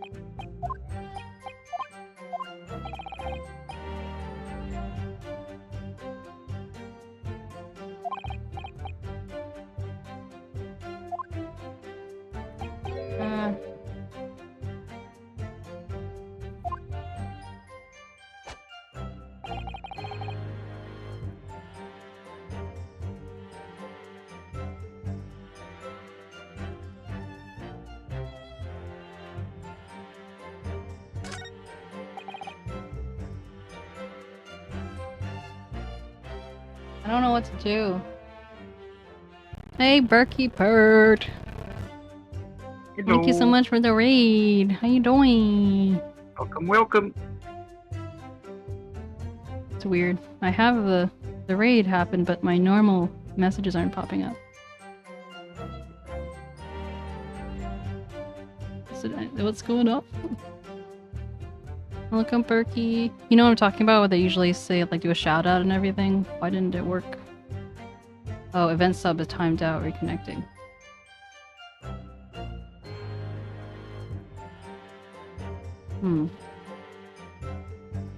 Anyway. What were you up to, 𝗟𝗶? I hope you are doing well. If you need to hit and run, I understand. I would like to hit and run as well. Gotten lazy with my judge voice acting. Like maybe it's just because my tiredness is hitting me. Yeah, slept very few hours today. I slept 2 hours. 2 whole 2 hours, plural. Well, actually, I guess it's less than 2 hours, so 1 hour, plural. 1 hour, plural. Yeah. Doesn't make sense. She's losing it. Yes. Yes. Yes. Yeah, Twitch event sub is just not working.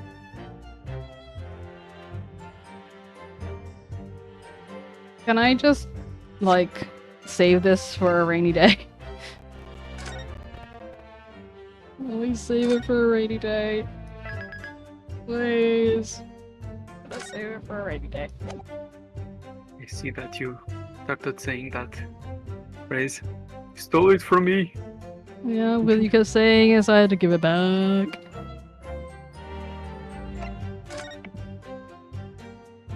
I already saved the game a million times. Hey, Floof, what Yes, will we do? why are you screaming in my ear? Sorry, Ah, what? what will we do now? Either...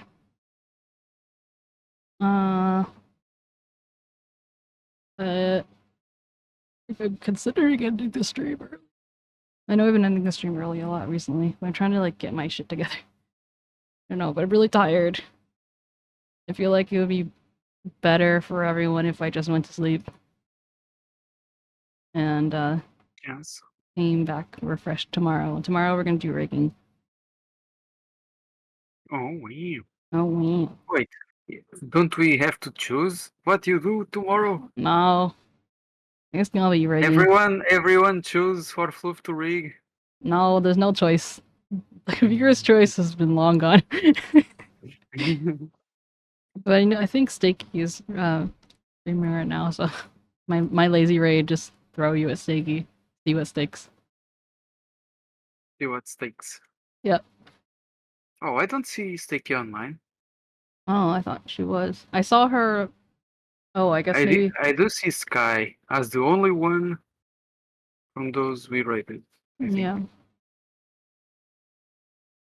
Yeah, rigging, played up, rigging, played up, rigging, played up.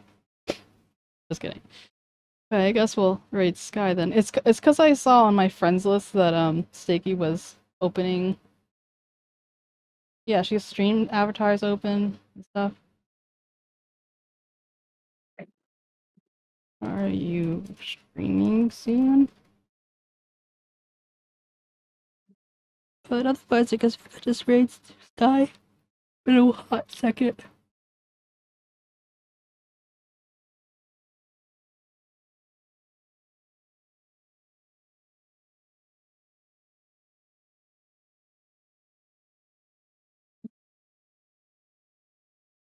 He's starting soon.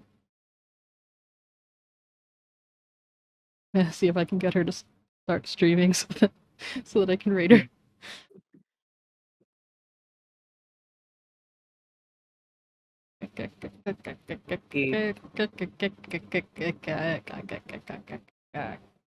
She gave me the 0, not the 0, the 030 fix. Just like, whoop. 030. Oh, I see. That That means yes? that's like kind of like how I see my duck face.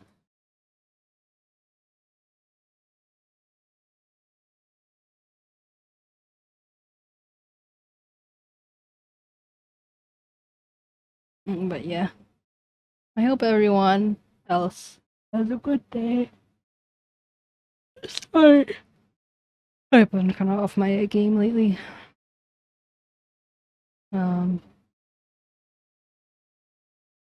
But definitely by next week and by the time that Fox is, you know, turbo mode for 2 weeks straight. we'll have a turbo mode 2 weeks straight. What that? yeah. Well, I mean, because he said that he's gonna be hanging out with us since he won't have to work. Okay. I mean, I'm not expecting that he'd be here the whole time. Whatever, that's totally fine. But you know, having one of our regulars back a little bit more, it'll be nice. Yeah. But I'm telling myself I'm definitely going to have my new schedule done by the end of this week. So. Any surprises?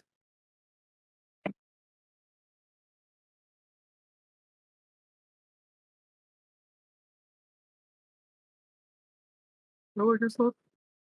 No surprises? What do you say? I was asking if there were gonna be any surprises on the schedule. Oh, no, it's just gonna be, I'm gonna have, his attorney as usual, and I'm just trying to incorporate more rigging and stuff like that. And then the Sunday thing will be more,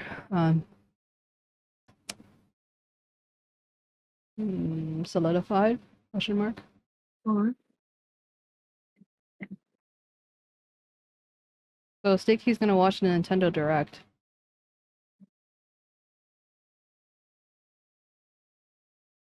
Apparently I'm not subscribed to 𝗟𝗍𝗀𝗀𝘀 since when? Maybe I just...